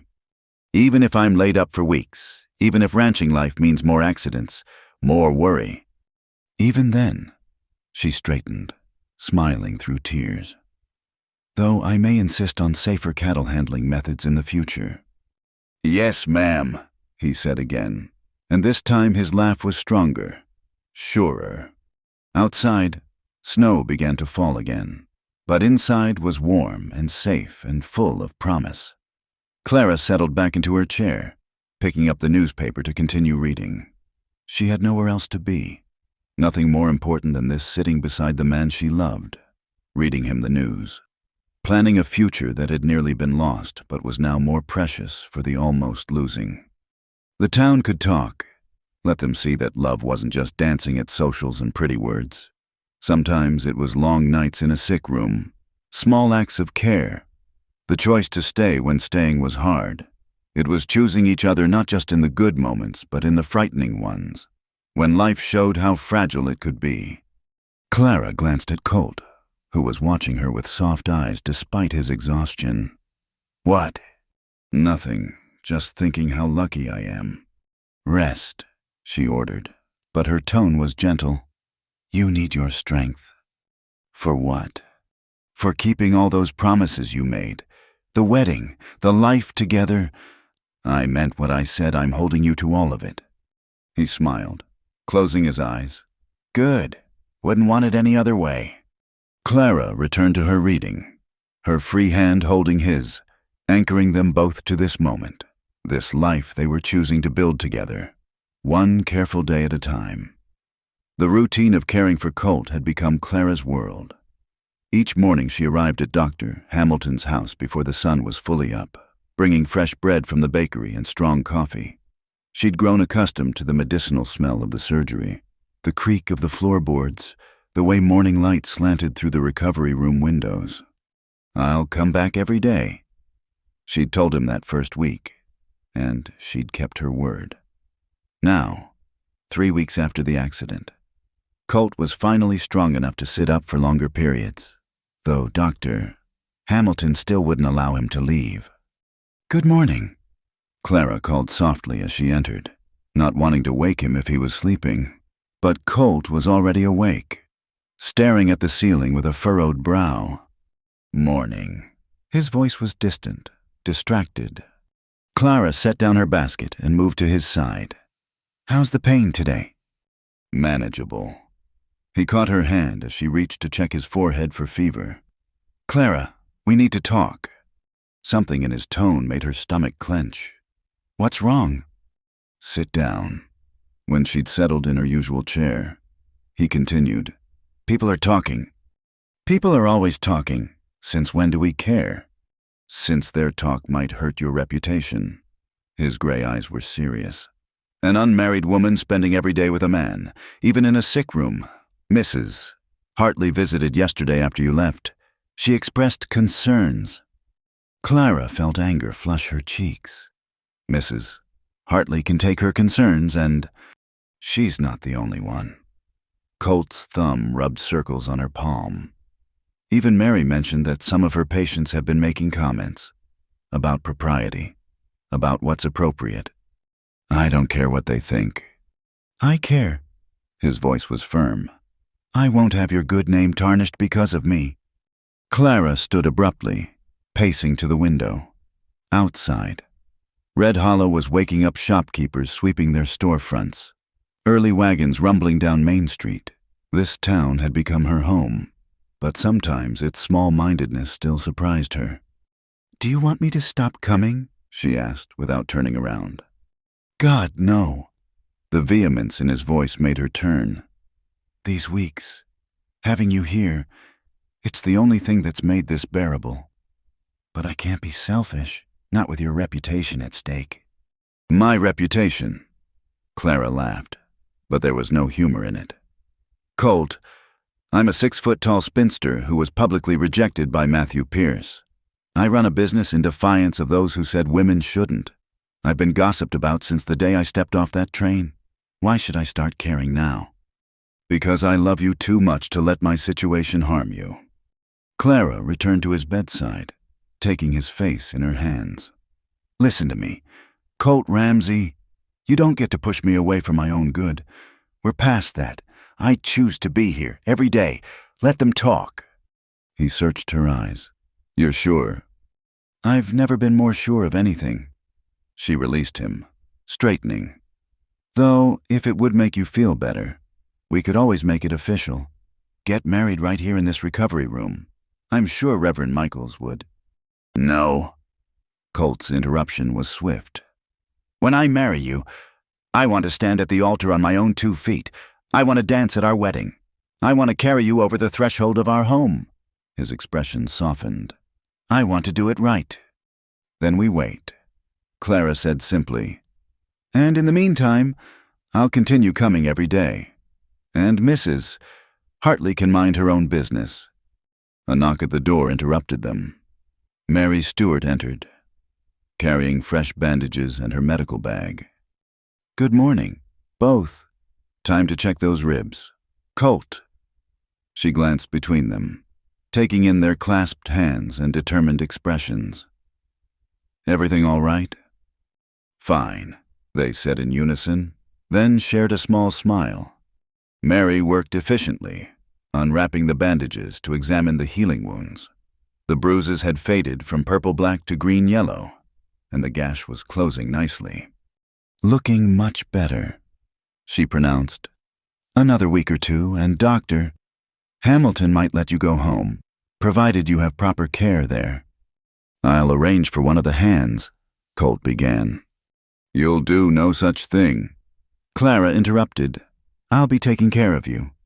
Mary raised an eyebrow, but said nothing, rewrapping the bandages with practiced hands. After she left, Colt was quiet for a long moment. Then, "You know that will really set tongues wagging. An unmarried woman at the ranch. Then maybe we should solve that problem." Clara kept her voice light, but her heart was racing. "Not a sickbed wedding, but soon after you're home. Small, simple, just us and the people who matter." "Clara Wynne, are you proposing to me?" She met his eyes steadily. "Maybe I am. Someone needs to, since you're too stubborn to do it from bed." He laughed, then winced as it pulled his ribs. "You're impossible." "You love me anyway." "I do." His expression grew serious. "All right.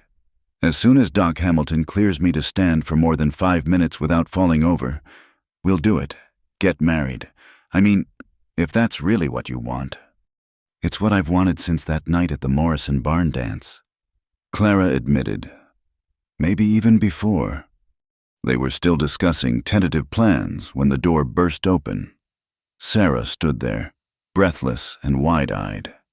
"Clara, you have to come. There's trouble at the shop."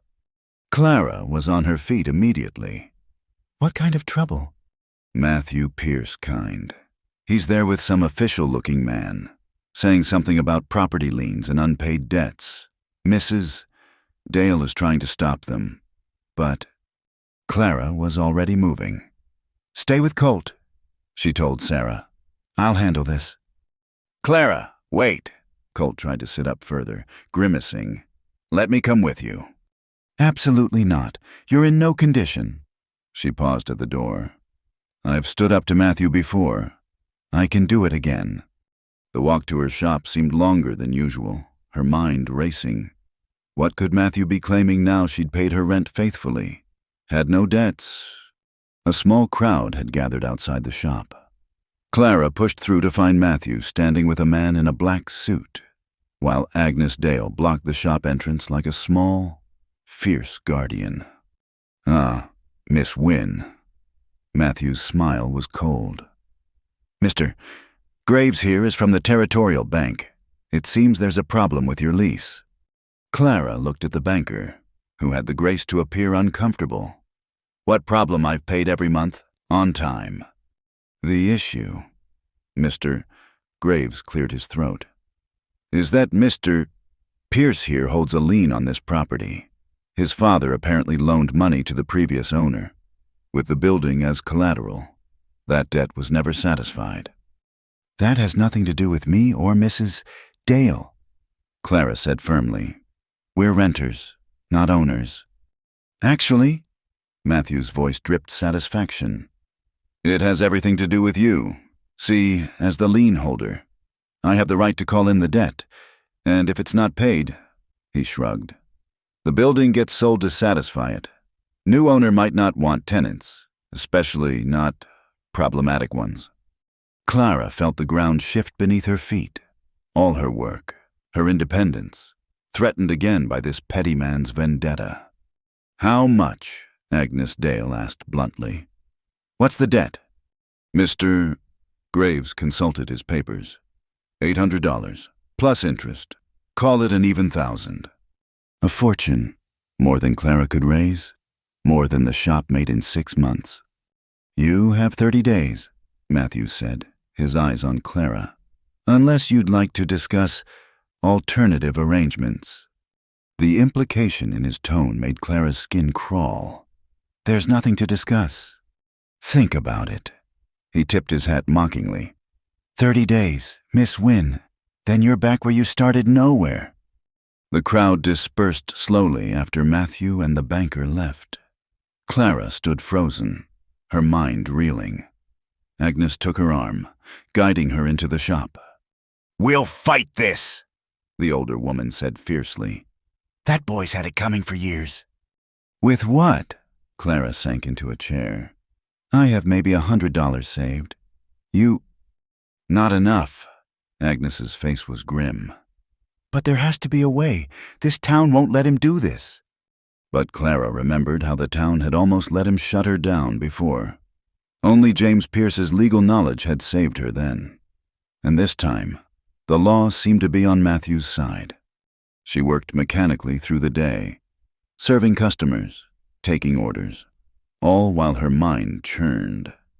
Sarah returned from the doctor's house with word that Colt was furious and threatening to check himself out against medical advice.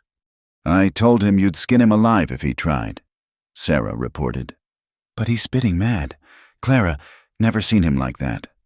That evening, Clara returned to the doctor's house to find Colt dressed and sitting on the edge of the bed, James Pierce beside him. Don't even think about it, she said immediately. You're not going anywhere. Like hell I'm not. Colt's face was pale but determined. Matt's gone too far. I'm going to... What? Challenge him to a duel, ride to his ranch and collapse from the effort? Clara moved to stand in front of him. You're going to get back in that bed and let James and me handle this. She's right, James said quietly. You're no good to anyone, Dad. Colt, let us work on this legally first. Legally? Colt spat the word. Matt's using the law like a weapon. Then we'll use it as a shield. James replied. He looked at Clara. I've been researching. There might be precedents about notification requirements for liens, about good faith renters being protected. Give me time. 29 days worth of time, Clara said wearily. After that, we'll cross that bridge. Colt caught her hands. Clara, I have money saved, not quite enough, but if we combined resources... No. She pulled free. I won't take your money. This is my fight. Our fight, he corrected. Or have you forgotten we're getting married? Not like this. Not because Matthew Pierce forced our hand. Tears threatened, and Clara blinked them back furiously. I won't have our marriage be about solving my problems. Then what should it be about? Colt's voice gentled. Because from where I sit, marriage is exactly about solving problems together, facing whatever comes, side by side. James cleared his throat. I'll leave you two to discuss this. Clara, I'll have some information for you by tomorrow. After he left, Clara sank into her usual chair. The weight of the day crashed over her, the threat to her business, the gossip about her reputation, the impossibility of it all. I'm tired, she whispered. Tired of fighting for every inch of ground. Tired of Matthew Pierce and small minds and... Hey! Colt reached for her hand. Look at me. She did, finding his gray eyes steady and sure despite his injuries. You're the strongest person I know, he said. You've faced down this whole town, built a business from nothing, made a place for yourself when everyone said you couldn't. Don't let him win now. But what if we can't raise the money? What if James can't find a legal way out? Then we'll find another way. There's always another way. His thumb stroked over her knuckles. And Clara, about what those gossips are saying, let me come to the shop tomorrow. Let them see us together, united. Make it clear that their whispers mean nothing. You're not well enough. I'm well enough to sit in a chair while you work. Doc Hamilton can complain all he wants. His jaw set stubbornly. I won't hide in this room while you face this alone. Clara knew that look. She'd seen it when he'd faced down Matthew in the street, when he'd asked her to that first dance, when he'd promised to love her despite everything. All right, she conceded. But you rest when I say rest, and if you show any sign of fever or pain, you'll bundle me right back here, I know. He smiled then, the expression lightening his pale face. We make a good team, you and I. We do, Clara agreed, feeling something ease in her chest. Though I could wish for less exciting challenges. Where's the fun in that? But his eyes were serious. We'll get through this. Clara, together. That night, Clara lay in her narrow bed at the boarding house, staring at the ceiling. In 30 days, she might lose everything she'd built, her shop, her independence, her place in this town. But she wouldn't face it alone. Tomorrow, Colt would be beside her. Consequences be damned. James would search for legal remedies. Agnes would scheme and plan. Even Sarah, quiet little Sarah, had offered her savings, all $12 of it. She'd come west alone, running from rejection and a life that didn't fit. Now she had people willing to fight beside her, for her. That had to count for something. Matthew Pierce thought he'd found her weakness, a way to finally drive her out. But he'd miscalculated. Every attack had only rooted her more deeply in this place, this life she'd built. She wouldn't run now. Not from him, not from gossip, not from anything. 29 days.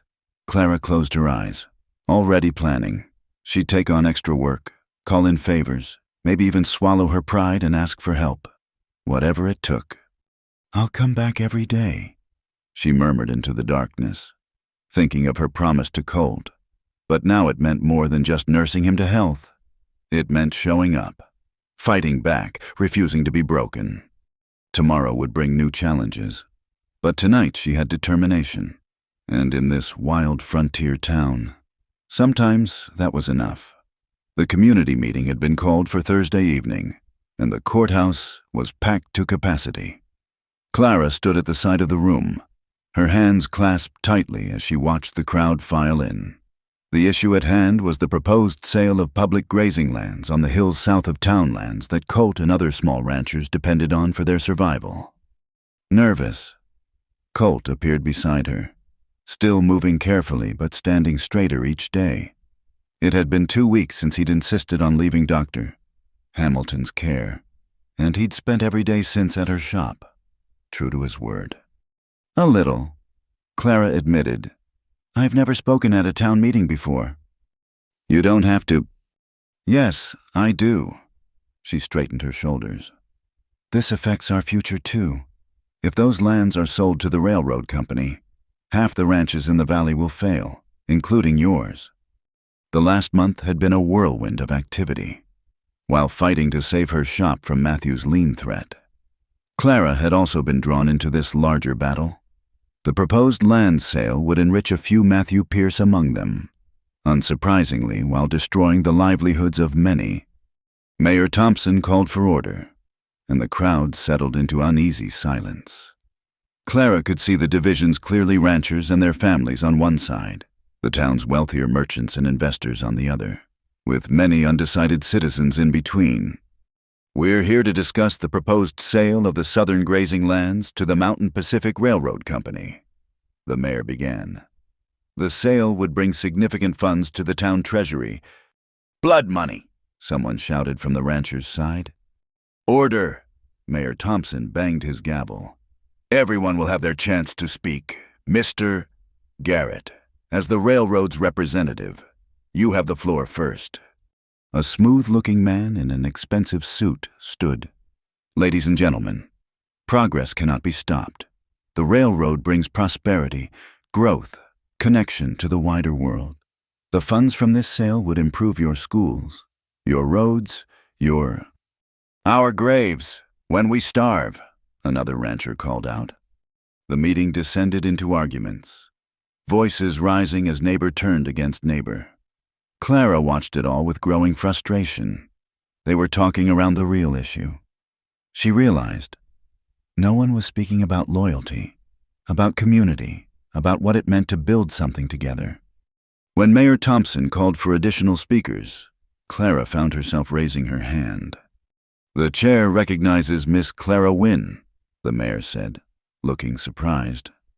Clara made her way to the front, aware of every eye upon her. She'd worn her best dress, the burgundy velvet from the church social, wanting to look respectable and serious. Standing before the crowd, she drew on every ounce of courage she'd gained since arriving in Red Hollow. "I know some of you are wondering why I'm speaking tonight," she began, her voice carrying clearly. "I'm not a rancher. I don't own land. I'm just a seamstress who came to this town as a stranger less than a year ago." A few murmurs, but most were listening. "But that's exactly why I need to speak. Because I've seen this town from the outside and the inside. I've seen how you rally when someone's in trouble, how you support each other through hardships, how you've built something remarkable here in the wilderness, a real community." She paused, finding Colt's eyes in the crowd. He nodded encouragingly. "When I arrived here, I was lost, rejected, ready to run back east on the next train." A few people shifted, remembering. "But this town gave me a chance. You bought my work, encouraged my business, accepted me despite my differences. You showed me what loyalty means." Clara turned to address the merchant's side directly. "Now we're being asked to show disloyalty, to sell out our neighbors for 30 pieces of silver, or in this case, for promises of prosperity that may never come. But what prosperity is worth having if it's built on the ruins of good people's dreams?" "Fine words." Matthew Pierce stood up, his voice dripping sarcasm. "But sentiment doesn't pay bills or build towns. The railroad money is real. These ranchers can find other land, other work. Like you found another bride when the first didn't suit." Clara's response was swift and sharp. "Some things can't be easily replaced. Mr. Pierce, heritage, home. The right to make an honest living on land your family has worked for generations." The crowd stirred, some nodding, others frowning. "Let me tell you what I've learned about loyalty," Clara continued. "Loyalty isn't just standing by someone when it's easy. It's choosing them when it costs you something. Every person in this room has benefited from the rancher's work. You eat their beef, wear clothes made from their wool, depend on their spending in your stores. Now they're asking for your loyalty in return. Not your charity, your loyalty." An elderly woman stood up, Mrs. Morrison, whose barn had hosted that fateful dance. "The girl's right. My husband and I came here 40 years ago with nothing but dreams and determination. The established ranchers helped us get started, shared their knowledge, even their breeding stock. Where would we be without that loyalty?" "In a more prosperous town," someone shouted from the merchants section. "Prosperity." Clara let the word hang in the air. "Yes, let's talk about that. What makes a town prosperous? Is it money in the bank or families on the land? Is it railroad connections or human connections? Because I can tell you this, I've lived in cities with all the modern conveniences, and I've never felt as rich as I do here, in this small town that knows the value of loyalty." She could see she was reaching some of the undecided citizens, their expressions thoughtful. "But there's something else," Clara said, her voice strengthening. "Something personal, I need to say. Many of you know I'm being forced from my shop by a lien, a legal manipulation designed to punish me for, well, for existing, as far as I can tell." She looked directly at Matthew. "I could be bitter about that. I could vote for this sale out of spite, thinking if I'm losing my livelihood. Why shouldn't others—" Matthew's face darkened, but Clara pressed on. "But I won't. Because the ranchers facing this threat have shown me nothing but kindness. They've been my customers, my friends, my chosen family. Colt Ramsey, who stands to lose the most if this sale goes through, has stood by me through every challenge. That's the kind of loyalty that builds real communities, real prosperity." James Pierce stood up. My brother's right about one thing: sentiment doesn't pay bills, but neither does short-sighted greed. I've done the financial projections. If we lose half our ranching operations, the town's economy will collapse within 2 years. Those railroad jobs everyone's counting on, they'll go to workers brought in from outside. That money in the town treasury, it'll be spent trying to support all the families who've lost their livelihoods. The debate continued, but Clara could feel the tide turning, one by one. Citizens stood to speak, some sharing stories of rancher generosity, others questioning the railroad's promises, many simply saying they couldn't vote against their neighbors. When the vote was finally called, Clara held her breath. The mayor counted slowly, dramatically. All in favor of selling the grazing lands. 23. All opposed. 57. The measure fails. The ranchers' side erupted in cheers. Clara found herself swept into embraces, ranchers and their wives thanking her with tears in their eyes. Through the crowd, she saw Matthew storm out, his supporters trailing behind. Colt reached her side, pulling her close despite the public setting. "You were magnificent," he murmured in her ear. "Have I mentioned lately that I love you?" "Once or twice," she smiled, leaning into his warmth. "But I don't mind hearing it again." Later, at the celebration in the hotel restaurant, Clara was surprised when James Pierce approached their table. That was a fine speech. He said, "Father would have been proud someone standing up for what's right, regardless of the personal cost." "Thank you," Clara said, meaning it. "And thank you for your support. Your financial arguments likely swayed more votes than my emotional appeals." "Don't underestimate emotion," James replied. "You reminded people why they should care. That's harder than showing them numbers." He paused. "About your shop situation, I may have found something. An old territorial statute about notice requirements. Can you come by my office tomorrow?" Hope flared in Clara's chest. "Of course." As James walked away, Colt raised his glass. To Clara Wynne, who came to town as a stranger and became its conscience. "Stop," Clara protested, blushing. "Never." His eyes were serious despite his smile. "You stood up there tonight and fought for us, all of us. Do you know how remarkable that is?" Around them, the celebration continued. Ranchers and townspeople mingled, the divisions of the evening beginning to heal. Clara noticed even some of the merchants who'd voted for the sale were there, awkwardly attempting to mend fences. "I meant what I said," Clara told Colt quietly. "About loyalty, about choosing to stand by people even when it costs something. I know you did. It's one of the many reasons I want to marry you as soon as possible." He grimaced slightly, shifting in his chair. "These ribs are healing too slowly for my taste." "Another week," Clara said firmly. "Dr. Hamilton said—" "I know what he said, but Clara, after tonight, seeing you up there, fighting for our future, I don't want to wait any longer. Small ceremony, just our friends. As soon as I can stand at the altar without wincing." She studied his face, seeing the determination there. "All right, but I have conditions." "Name them." "First, you follow doctor's orders until he clears you. No heroics, no pushing yourself too hard. Second, we wait until this shop situation is resolved. I won't start our marriage under that cloud. And third," she smiled, "I get to wear my mother's wedding dress. It's in my trunk, been waiting for the right moment." "Deal." Colt sealed it with a kiss that drew good-natured catcalls from nearby tables. As the evening wound down, Clara reflected on how much had changed.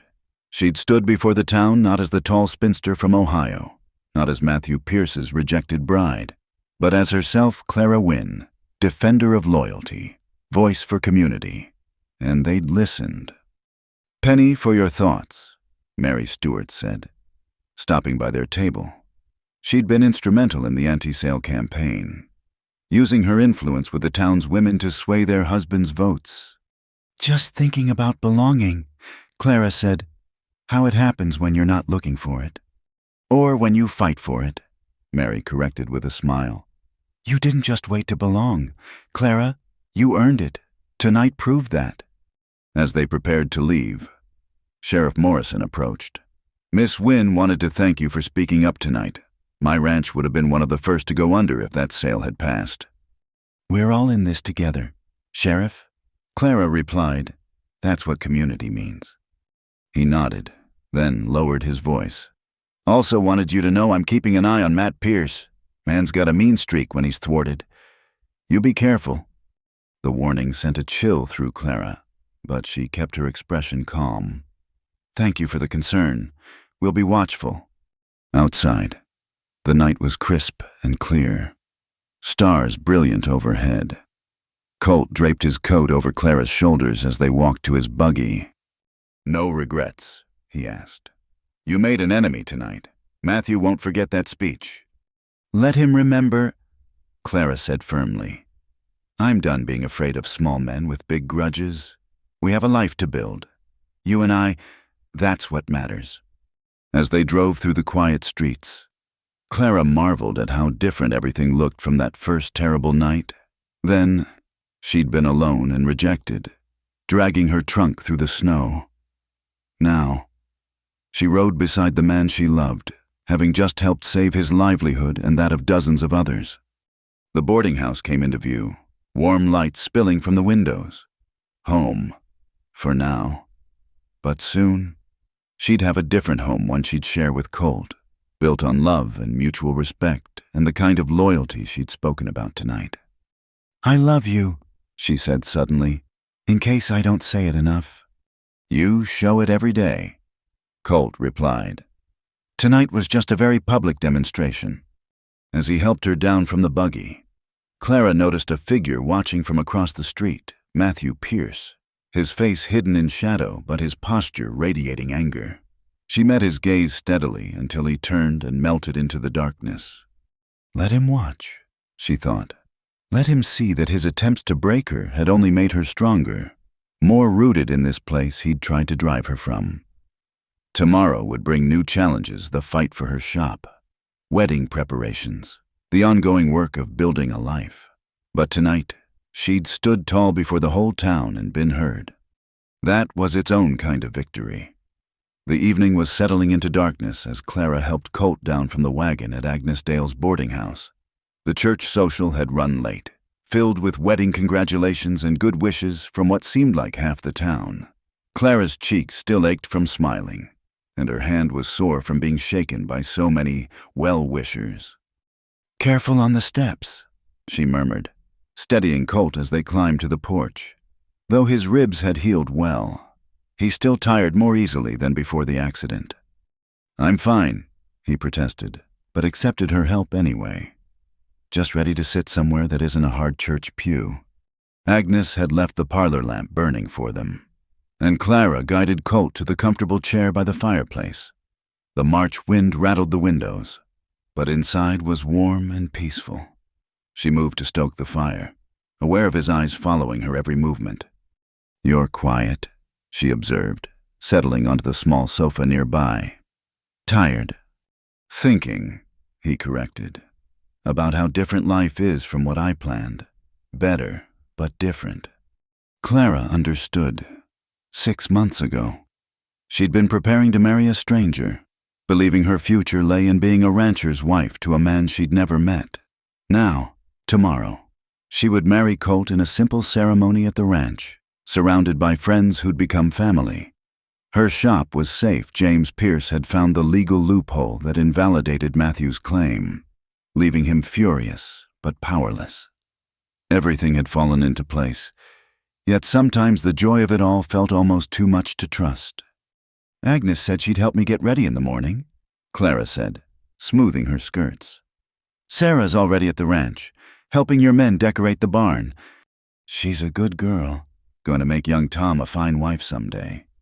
If he ever gets the courage to actually propose. Clara laughed. She's been dropping hints the size of boulders. They sat in comfortable silence, the fire crackling between them. Outside, she could hear the distant sounds of Red Hollow settling for the night, a dog barking, wagon wheels on the street. the saloon's piano playing faintly.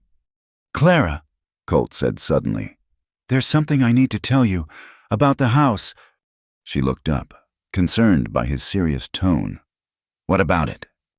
"I've been having the boys work on it, adding things. Thought it should be ready for a wife. For you." He shifted, wincing slightly.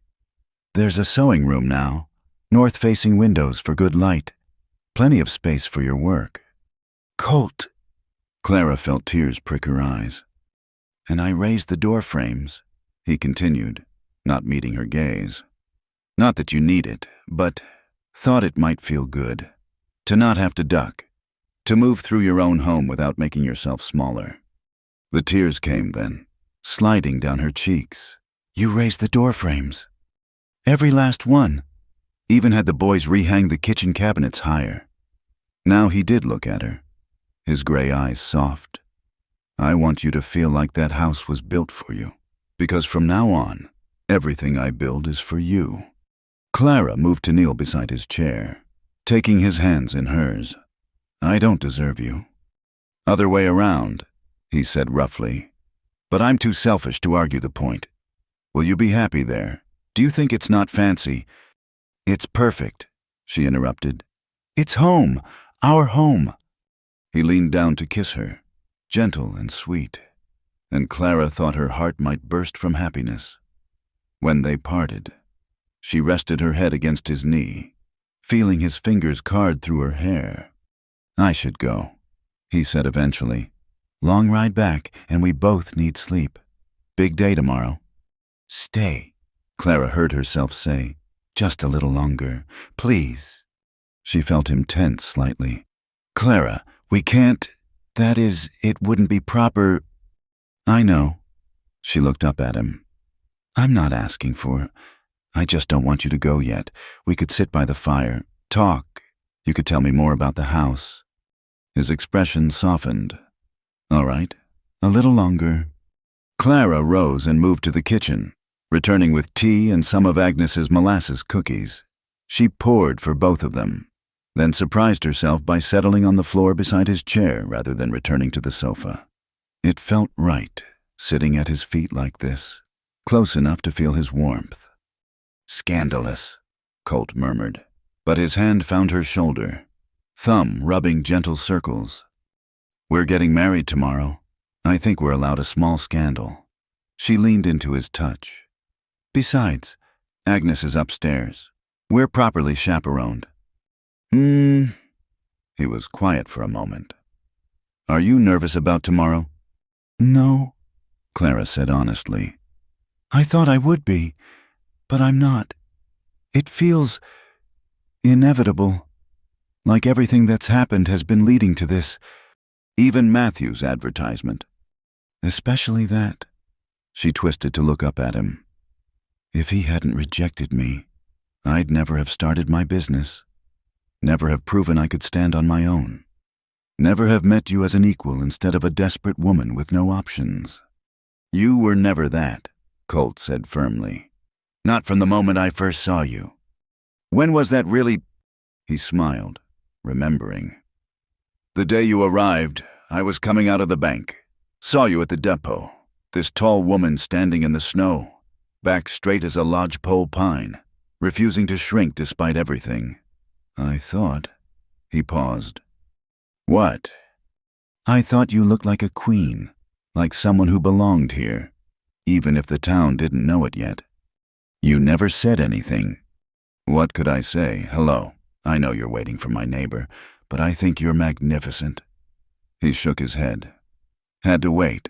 Watch. Hope you'd stay long enough to see what I saw." Clara reached up to catch his hand, pressing it to her cheek.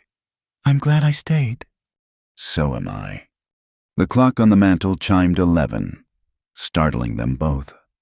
Colt sighed. "I really do need to go. Dawn comes early, and Sarah will have my hide if I'm late to my own wedding." Clara helped him to his feet, then stepped close, looking up at him. "Where will I sleep tomorrow night?" she asked softly, echoing a question from long ago. Understanding flashed in his eyes, and he smiled, that slow, warm smile that had first captured her heart. "Right here," he said, pulling her close. Right beside me, every night for the rest of our lives. "Promise." I promise. He kissed her once more, lingering. "Now walk me out before I forget I'm a gentleman." At the door, they paused, neither wanting to be the first to say goodbye. Finally, Colt touched her cheek.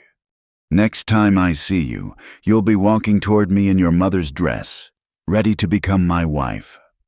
And you'll be waiting at the altar, trying not to wince from your healing ribs." Clara teased. "Woman, I could have broken every bone in my body and I'd still stand there waiting for you." She watched him make his careful way to the wagon, watched until the darkness swallowed him completely. Then she closed the door and leaned against it, heart full to overflowing. Tomorrow she would marry Colt Ramsey, the man who saw her height as magnificent rather than aberrant, who built her a sewing room and raised door frames and defended her against anyone who tried to make her small, who loved her not despite who she was, but because of it. Clara climbed the stairs to her room, moving quietly so as not to wake Agnes. Her mother's wedding dress hung on the wardrobe. Ivory silk yellowed slightly with age, but still beautiful. She touched it gently, thinking of the woman who'd worn it first 5 feet tall and fearless, who'd raised a too tall daughter to stand proud. I found him, Mama, she whispered. the one who sees me right. She prepared for bed slowly, savoring these last hours as Clara Wynne, spinster seamstress. Tomorrow she would be Clara Ramsey, wife and partner and beloved. The future stretched before her. Not perfect life never was, but real and solid, and hers to build alongside a man who understood that love meant creating space for someone to be fully themselves. As she slipped between the covers, Clara smiled in the darkness. She'd come west seeking a husband and a home. She'd found so much more: a business, a community, a purpose, and a love that didn't require her to be anything other than exactly who she was. Tomorrow would be the beginning of that new life. But tonight, in the quiet of her small room, she was complete unto herself, tall, proud, and finally, home. The wind continued to blow outside, but Clara barely heard it. She was thinking of raised door frames and north-facing windows, of strong hands that had built her a place to belong, of gray eyes that had seen her truly from the very beginning. "Where do I sleep?" she murmured into her pillow, already knowing the answer. Right here, right beside him, forever. And with that certainty warming her heart, Clara Wynne fell asleep for the last time as a woman alone, ready to wake as half of something stronger, a partnership built on respect, laughter, challenges overcome, and love deep enough to last a lifetime. The morning would bring joy and celebration, new beginnings and old friends, but this quiet moment, this peaceful transition between what was and what would be, was hers alone, and it was perfect. Thank you so much for listening to this story. I'd love to hear from you in the comments. Where are you listening from?